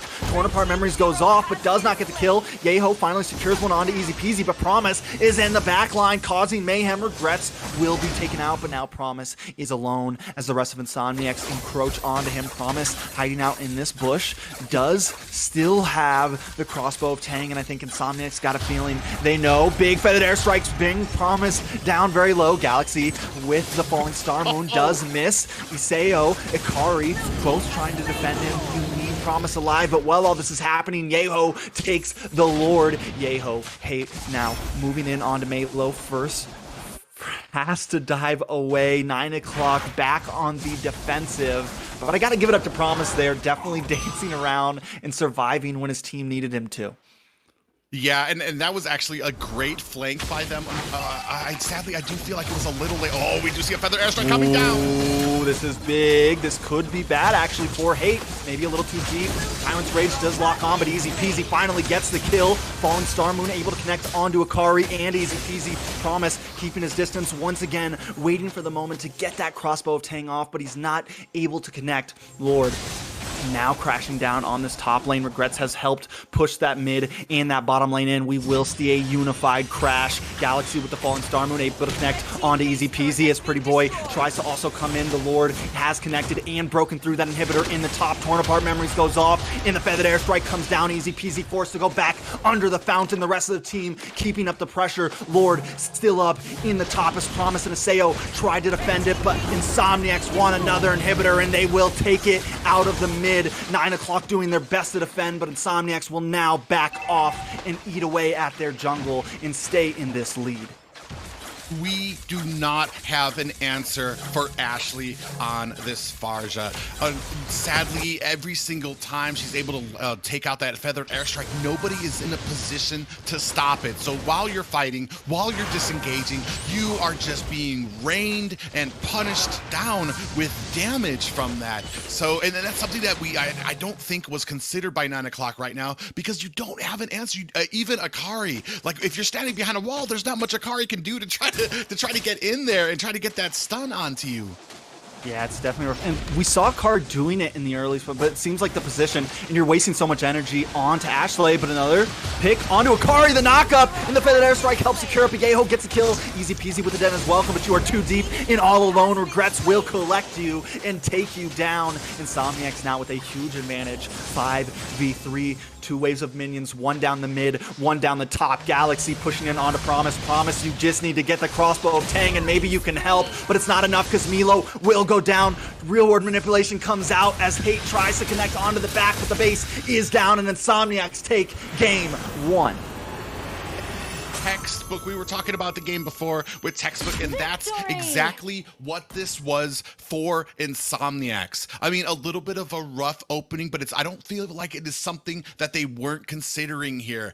Belmont, Pretty Boy, or Hate on that Belmont, able to kind of farm up. It didn't really matter about some of those kills in the early game. Still able to kind of keep the gold gap very tight.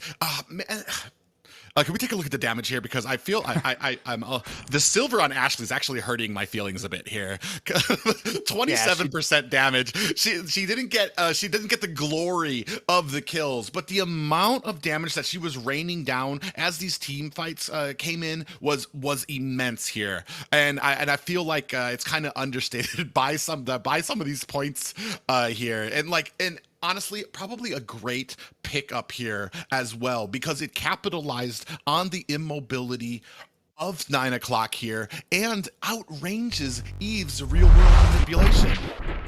Just, Insomniacs, when you look at all their team fight participation, it is all of them are up in the 70s and 60s and stuff. Like, they work so well together, and just the composition in general with those feathered airstrikes. Every time someone made a play, everyone else was there to help out and connect and make those combos happen. Just a well-oiled machine. And I haven't said that about many teams recently, but that right there is the perfect example of it. Not only that, but Ashley showing us once again why that Farza on her is something that teams maybe need to start fearing. They really tried to ban her out. They tried to ban out the Lilia. They banned out the Kagura and all these things, but maybe those weren't what you needed to worry about.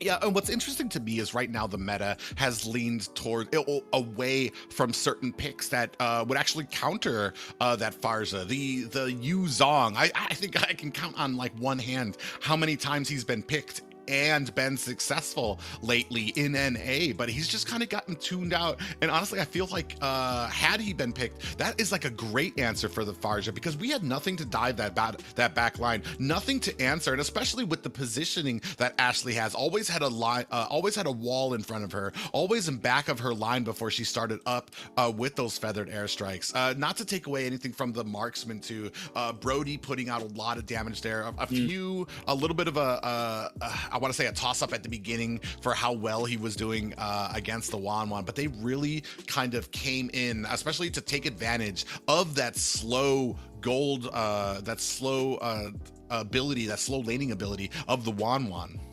Yeah, and even though they never got those kills onto Promise in the early game, right? Like, I kept mentioning how they were focused on the gold lane. They may have never picked her off, but they sent her back to base at least 2 or 3 times, right? So they still did their job in a sense, and they let Regrets farm up off that gold plating, farm up in those lanes, and starved out Promise just enough. The few times that she did connect that crossbow of Tang, it was not all that. But let's see if 9 o'clock can make this go the long way as we jump into draft number 2. This time, 9 o'clock will be first pick, first band. Don't make the potato a liar. Let's go with that 2-1. Definitely. And like I said, we're not going to... 9 o'clock have been impressing me in the scrims and what they have thus far in these games in the North American Challenger Tournament. So we're going to see if they can kind of mount up against, like I said, Insomniacs, no pushover. They're probably one of the favorites to kind of get up there to the Final 4, definitely for Final 8. So we're going to see if 9 o'clock can kind of crash those dreams down with this next game. And it seems like they're going to try. They take out that Esmeralda. Galaxy definitely a problem on the Esmeralda, right? Definitely puts in work on the Esmeralda. Galaxy took a death in the early game last game and was still able to come back and dominate, was still able to get that gold up, and the rest of the team helped feed some kills over to them. So this is what I mean again by the teamwork, right? Knowing what we need to do. Ling still a major ban for the side of Insomniacs. So the only difference we've seen so far is 9 o'clock targeting a little bit here. Yeah, I mean, they targeted before. Definitely, if taking out that Ling, maybe a little bit of a hole for easy peasy. I don't feel like he shines on those slow, tanky heroes.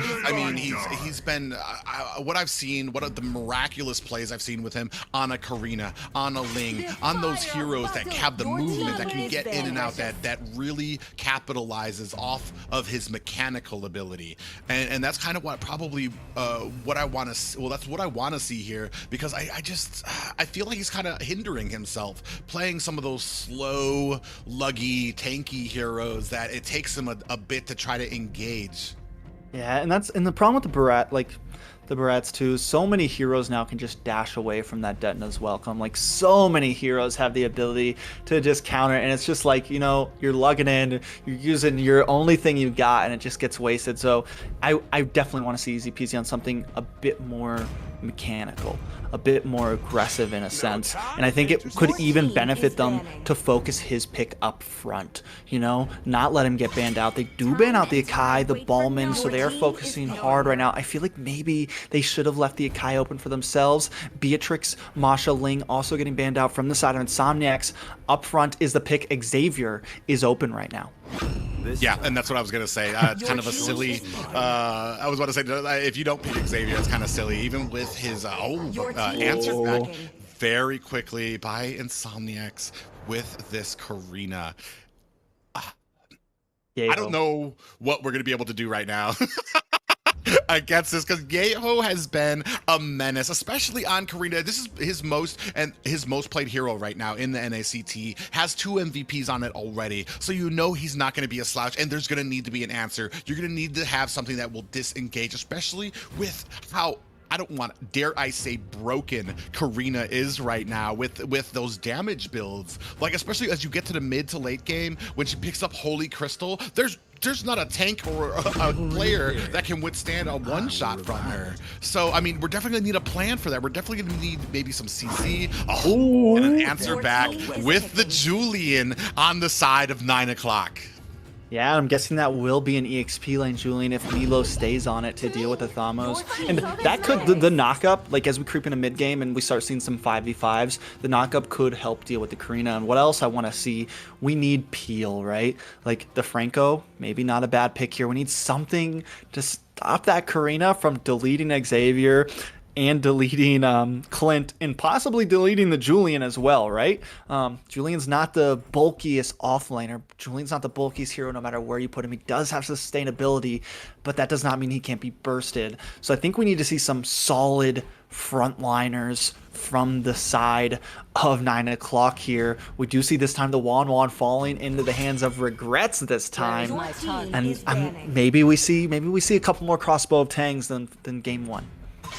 Yeah, I mean, we're some decent bans here too, taking a Natalia off the board here to kind of like give Wan some breathing room while they're in that gold lane, because that can be a menace for her. I do feel like, I mean, if I was on the side of 9 o'clock, I'd be looking for something to disengage, because you're not going to be able to stop Karina getting in, but you're going to need to manage it once she dives in on your players. I mean, you've got Cho, Franco, players that can get in there and either with that Way of the Dragon be able to kick her away, or even kick her deeper into your towers, or even a Franco who can go ahead and throw down that Bloody Hunt and be able to kind of just put Karina into like a little bit of a mini coma there while your team does the damage to them, to make them pay for coming in and charging in on you, because that's what this comp is starting to look like. It's looking like they're going to go ahead. It's looking like an engaged comp from the side of Area 77, from the side of Insomniacs here.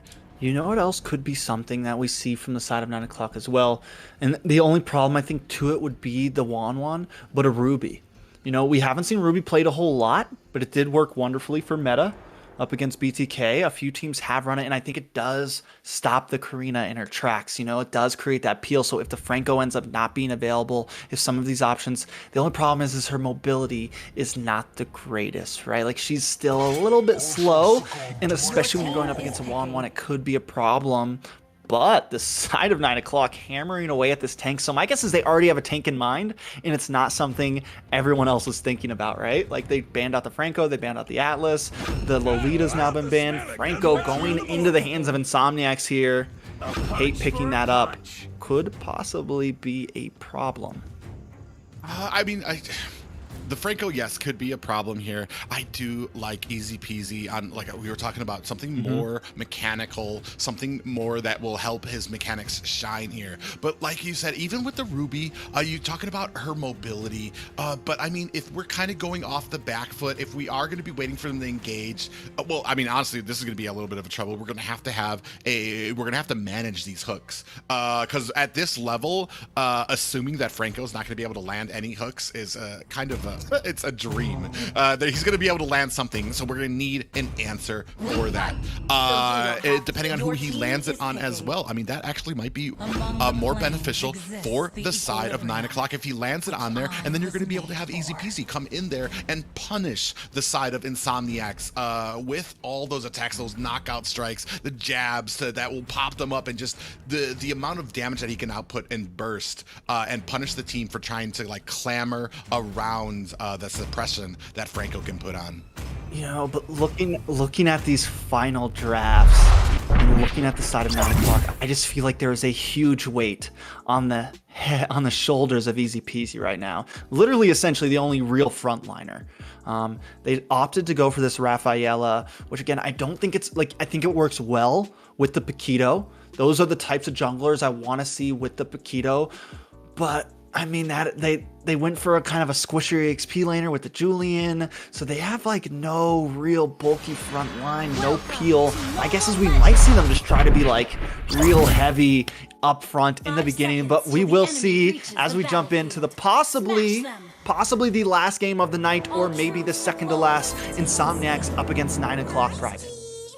Yeah, and definitely, I definitely want to see the early game here from 9 o'clock. It's all dependent on that. If you're losing the early game with a Paquito, with a Julian there, you're going to have problems through the mid when you're coming in to this Franco, when you're coming into this Eve, when you're coming into this Karina. So definitely going to need to start seeing a little bit more aggression, a little bit more, I guess, more organized plays from here. And we do see these dual lanes for the marksman. We do see both teams kind of like taking their time as it comes to these laning phase. Yeah, and I really I'm hyped to see the way that Easy Peasy and Akari work as a unit, but regrets putting some big damage onto Akari there. They need to be careful for that hook from Dark. One hook and it is most definitely death Private. Yeah, you see the little dance here that Akari's doing back and forth. You cannot stand still. This is the mark of decent players, and not getting complacent while you're in the lane, because there's going to be a cook coming. The moment you decide to sneeze, rub your eye, scratch your ear, that's when that iron hook is going to come out and snatch you up. Promise. Yeah, that's what I say. Like, you are going to need to just be ever vigilant right now. And 9 o'clock so far doing a good job. We do have about 30 seconds left on this first turtle, which is really going to kind of drive home the momentum for the next few engagements. Yeah, and with Easy Peasy taking... Whoa, wait a second. Milo, maybe kind of bad spot. Yeho gets the first blood, and it falls into the hands of Insomniacs, and this is a problem. Pretty boy Yeho already getting one. Easy Peasy now trying to get something onto Dark or push him back, but Yeho quickly moves onto the turtle now, and if he can get a couple more kills this early in the game, it will spell trouble. Yeah, but I'm a little disappointed right now, because you need to have a plan. If you're not setting up for that first turtle, you need to be ganking a lane, going for a tower, have a kill in mind. We just gave it away for free. And then this happened last game as well. 9 o'clock just wasn't. They took a death up on the XP lane. Turtle went immediately to them. So I mean, we definitely need to get a little bit more focused as it comes to these objectives, as it comes to the timing of our rotations.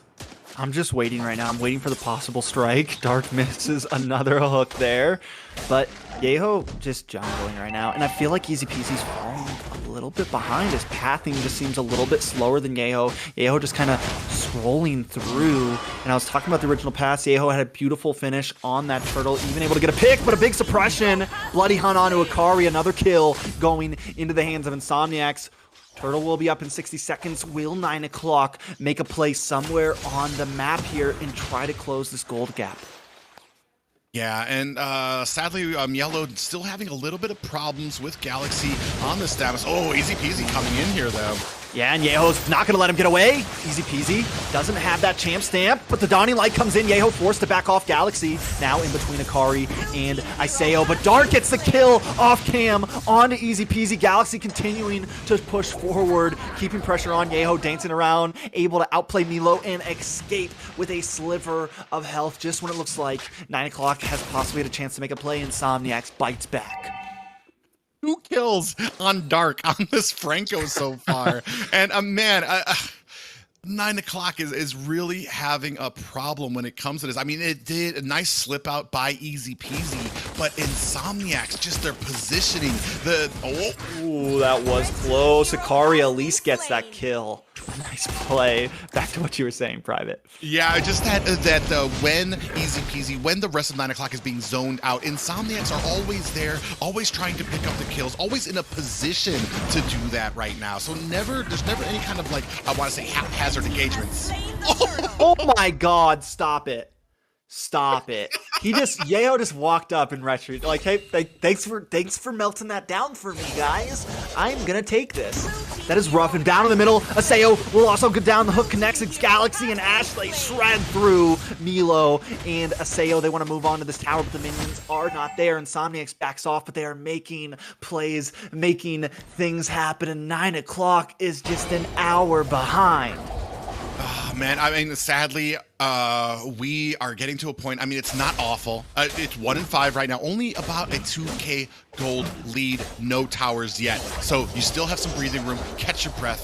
Reorganize on the map here and start organizing these ganks and these rotations. I mean, Easy Peasy has picked up the War Axe, right? Like, and they do have a nice mid-game comp, so they could rubber band back here. Promise, luckily, has not taken a single death yet. We know how a Clint can be as we get to that mid and late game. So there's still possibilities for 9 o'clock here. There's still plenty of damage. There's still plenty of time to answer back as long as they don't lose too much more. They can't let this gold lead get into the 3, 4, 5K, right? Yeah, and I mean, look at these rotations right now. We are kind of spread up on the 9 o'clock side, but 4 members about to meet at the bottom for Insomniacs. And Promise trying to escape here. Galaxy is just so tanky, though. Akari now in a bad spot. Yeho, Holy Baptism comes down and does stun up Yeho, but Yeho will not stop. He wants to keep pushing forward, doing the dance back and forth, waiting for a moment to connect. Dark also holding down the bush, waiting for that hook to come out. Dark, who are we going to try to take? He's not able to connect with anyone. Milo cutting lane is going to start working away on this tower. Finally, we may see a tower for the side of 9 o'clock, but Galaxy is here. Milo keeps on focusing on the tower, is taking a few shots, able to take it and escape. So finally, we see a little bit of gain, but down at the bottom, Dark able to lock on that hook, and Promise will finally take a death. Yeah, we are going to go ahead and focus up on this turtle. Root manipulation does come down. And the Dawning Light comes in. Easy Peasy able to take the second turtle of the game, which is a plus. But we do another hook, and Aseo is taken out. Easy Peasy misses the knockout punch, trying to land something as Galaxy keeps the distance. Insomniacs backing off. 7-1, 3K gold lead. Will Insomniacs possibly go for this tower? The manipulation comes out, but a beautiful knockup from Milo with the chain. It's a 3-man, but Regrets does not want to stop, gets a kill on Ukari. Crossbow tank comes out, and Easy Peasy goes down as well. Insomniacs keeping up the pressure, wanting this tower. Another hook from Dark on to Promise. That is another kill. It's 10-1, and Insomniacs are rolling through Private. Yeah, 4-1 on Yeho here, and he's tank build. This isn't even the Karina that we've been fearing, that we've heard these nightmares about. This is tank build right now, but it's 1-10 for Insomniacs right now. So Yeho is just plowing through, and it's going to be very hard for 9 o'clock to kind of get their wits about them from here. One problem I am seeing, though, is Aseo. Once we get into these little choke points in the jungle, this should be where this Xavier shines, to be able to throw down that CC and be able to slow down and pin and root the enemy in there, but I'm just not seeing that happen. I'm seeing the Dawning Lights come out. I'm seeing the first ability and the lasering sight coming down, but not the CC, which would help his team engage here. There's just there's no front line, man. No matter where he's at the front, because there's no one to really create that distance for him to fire shots from the back, right? You have Akari, who right now is very squishy because they're behind. She hasn't been able to get these tank items in, and Raphael's already squishy in the early game, right? Like, they're not your bulky Franco, they're not your bulky Kufra or anything like that. All you have is Easy Peasy, who can create this space for them, and they haven't been able to pull it off. You mentioned Yeho on this Karina. I was wondering if he was going to pick damage or tank, because I know Yeho for always picking tank Karina, and I know the damage build has become popular, but Yeho showing that this tank Karina still plays wonders. Yeah, I mean, not even that they needed the tank arena, because he's being so precise with these engagements, and when he comes in here, look at the way that they're making short work of this Lord rifle. I thought. I clenched up for a second. Yeah, I mean, they're doing just an excellent job right now. And this is the problem when you go with these the squishier roams, the supports, because you don't have that front line, especially for a line that is as squishy as we're seeing on 9 o'clock here. And look at the way they're moving. Like Insomniacs really, I mean, they are playing amazing. The way they're moving around the map, the rotations, using that conceal to claim this bush. They know Lord's coming down the top, and it looks like they are going to opt for maybe just a 2-lane push on this Lord. Nobody has gone down in that bottom wave. It will come a little bit delayed, but they want to try to take this tier 2 in the mid. A wave is coming. Galaxy forcing around the side, keeping 9 o'clock at bay as they melt down this tower. Lord has not even connected yet, but real manipulation does come out, and this should create enough space for Insomniacs to keep on pushing away on these minions. Lord still making its way towards the top inhibitor, but Insomniacs have already claimed the mid, and they will keep on pushing. Galaxy takes a couple tower shots, and the Lord goes down, but they have broken in to 9 o'clock's base. Yeah, and great zoning ability there by Ashley on that Eve there. And we're going to see another tier 2 tower goes down. We are left to only 2 inhibitors. Oh, big play coming in here right now. Yeah, Yeho does take a bit of damage, but that is a tank kill that we're talking about, and a hook lands on a Milo. Milo goes down, Insomniacs smell blood. They want to keep pushing in a wave of minions. Dark holding the front, waiting for that hook to connect. Dawning Light comes out, but the damage is just not there yet. Ashley and Dark still stand tall. The stun comes out, but Regrets keeps on moving, as we do see Yeho now working in onto this blue buff, eating away some of the jungle, keeping up with the pace. Yeah, and I mean, right now, there's very little that's going to be stopping Insomniacs from coming in. They're doing a great job of zoning out for these for these objectives. Yeah, definitely doing an amazing job. And I mean, 9 o'clock also doing a good job at defending, right? Like, you did lose a tower, but what could you really do? Real world manipulation is up. You got rid of the Lord. You've lost your inhibitor. We're at 11 minutes in. The gold lead, though, has gotten to what I call, like, the breaking point. You know, I was worried that they were going to let it get past 3K, and now we're looking at 10K private. Yeah, and 1 to 12 here right now. This has been all Insomniacs for this entire game. And I mean, sadly, it's hard. This is kind of the same premise as last game. What do you have to take on that mage once that ability comes down? In the first game, it was Farja with that feathered airstrike. This time, it is that real-world manipulation from Ashley. They're just freely allowed to ult without an answer, and it's zoning out the rest of 9 o'clock for these objectives. Yeah, and there's nothing they can do about this Lord right now. Easy Peasy is holding down this push. I don't know if you want to do this. He opts to not make the push in. They know they can't do anything. Goes to Regret, secures the Lord, and Insomniacs now creeping forward. They don't even try to sink these waves. They know they have a huge advantage. They know they can make a play. Dark with the hook. Does not land. Yeho has collected the blue buff, and they are ready. Lord now creeping down the mid. The question is, Private, can 9 o'clock defend this? I mean, it's all going to be on Insomniacs right now. It's on their failure if they aren't going to be syncing up these lanes. We see only the mid is going to be kind of crashing in here, and this is not kind of the fight that you want. I mean, you are ahead, so I mean, go ahead, go for the luck, but I mean, strategically, that's not the smartest way to push in a Lord. Most definitely. Lord, though, getting melted down very quickly by Promise. Down in the bottom lane, Easy Peasy tried to make the engage, but the rest of the Insomniacs will take that inhibitor. 2 inhibitors down now. Ashley brings out the world manipulation. Aseo able to just escape, and Promise gets the outplay on to Regrets. That is 1 member down for Insomniacs. Insomniacs, you need to back off. Dawning Light comes out. Dark struck him down from Promise. Promise keeps on pushing forward. Akari holding the front. Easy Peasy ready to capitalize on this moment. 2 for 0 trade. You lose an inhibitor, but 9 o'clock smells blood. They do have minions creeping in on their base and no minions to help defend. Luckily, the wave finally comes out, so it gives 9 o'clock enough time to breathe. Maybe try to take a tower or 2 out of this reverse push.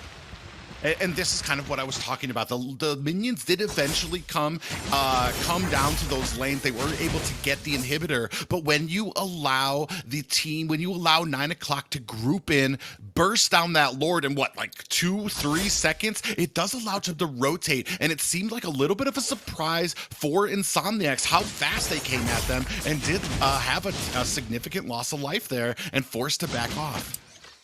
Yeah, and I mean, Promise, I mentioned him in the very beginning of the game, right? How he had 0 kills, but the thing about a good Clint is even if you die once or twice, and I say this all the time about Clint, I feel like once he gets that Blade of Despair and once he starts getting some of these items locked in or Endless Battle, whichever route you want to take first, he's still out. He's not one of those marksmen that just completely becomes useless.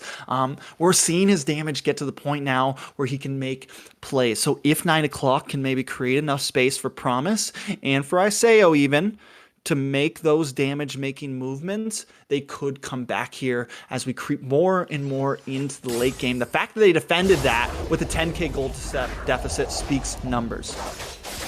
Yeah, but I mean, some of that does go on to Insomniacs. We were talking about trying to sync up these lanes. They were a little, they felt good about their lead. Let's put it that way. And I mean, once you come into this is where games are made or lost. Oh, Galaxy in a bit of trouble. Oh, Holy Baptism Dubs laying down. Dawning Light comes out. Galaxy goes down, and Aseo gets a kill. But Ashley and Dark are here to help out. Real Manipulation comes out, but it's still not enough. Dark with the Bloody Hunt. The suppression comes in, but Promise will just get away. Dark tries to get it. Promise survives. That is good for 9 o'clock. You get the pick for free, and no one goes down. Back to defending your base.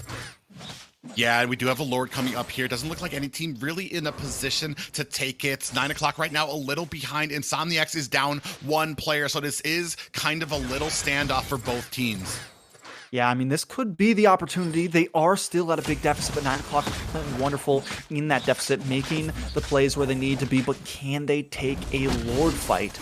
They do want to start it. Easy peasy and Milo putting some damage down. Ashley does have Real Manipulation. Bloody Hunt also activated, so they need to be careful. Easy peasy, struck him down. Ashley gets the kill. Milo may just be next as Yeho continues to push in, waiting for the moment, but now he's caught off guard in between 4 members. The chains come up, and Promise gets the pick. Galaxy now forcing them back as Ashley continues to work on the Lord, but several members are Insomniacs are down. A double kill going into Promise. A 4-for-1 trade. 9 o'clock taking the game back into their hands. Move on to the Lord and try to press forward.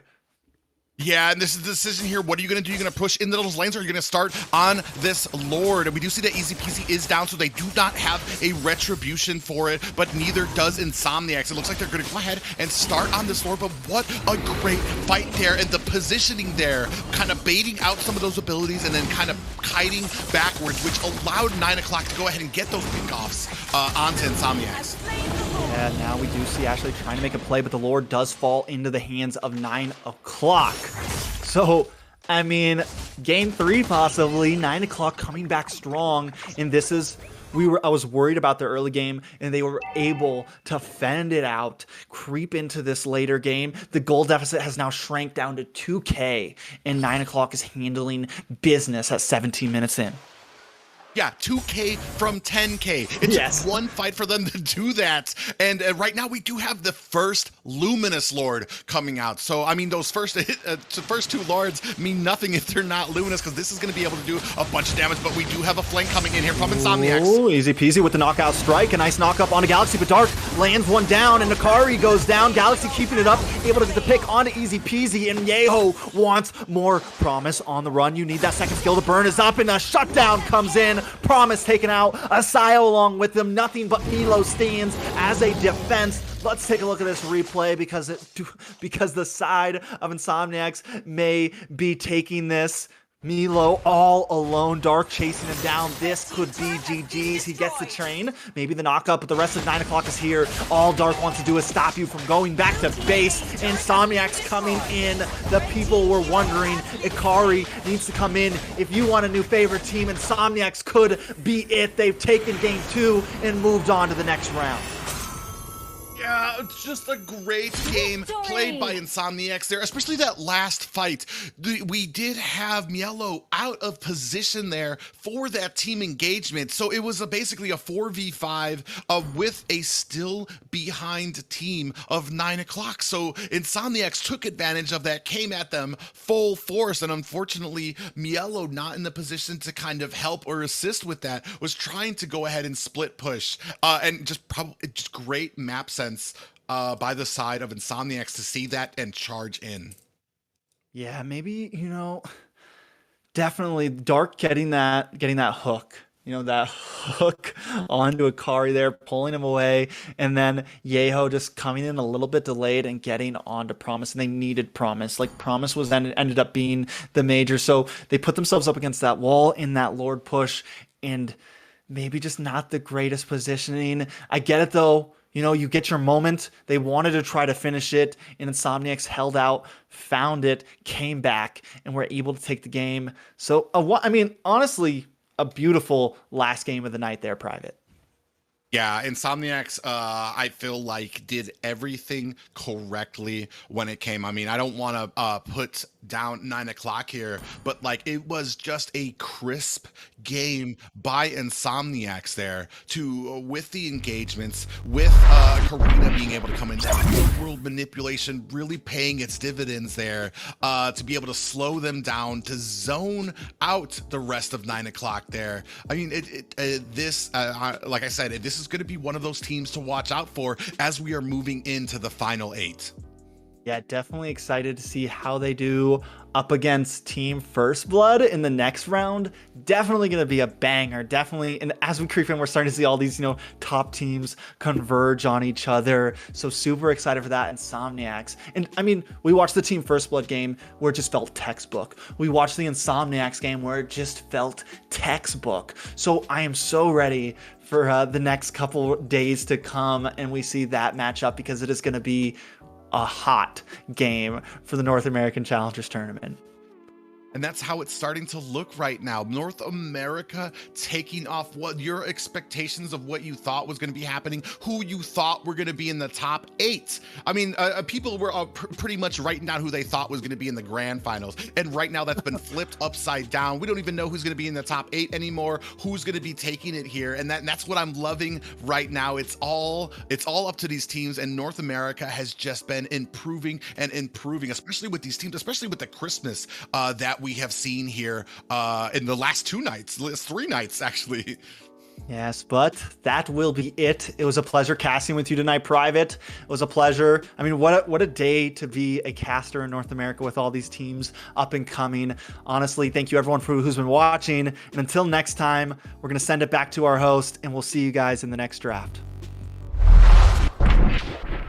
All right, ladies and gentlemen, boys and girls, welcome back to the host desk. If you're watching here and you're wondering who are the two wonderful casters, those are the Track Senpai as well as the Private Dancer. Make sure to follow them on the social media so you can follow their future journey in Mobile Legends in the Land of Dawn. Follow their future content because they're making videos and live streamings on a day-by-day, game-by-game basis. So what you're waiting for, go follow them so you can get some AAA level content. That's right. With that being said, that's gonna wrap it up for us. Before we go though, we are gonna give away all the remaining of the codes. I heard we got a new set of codes coming in. That's right. We're gonna give away 30 people some nice codes that you can redeem some surprising prizes in your game. So what you're waiting for is time to actually type your Discord tag in the chat, and our moderators will be picking the lucky winners.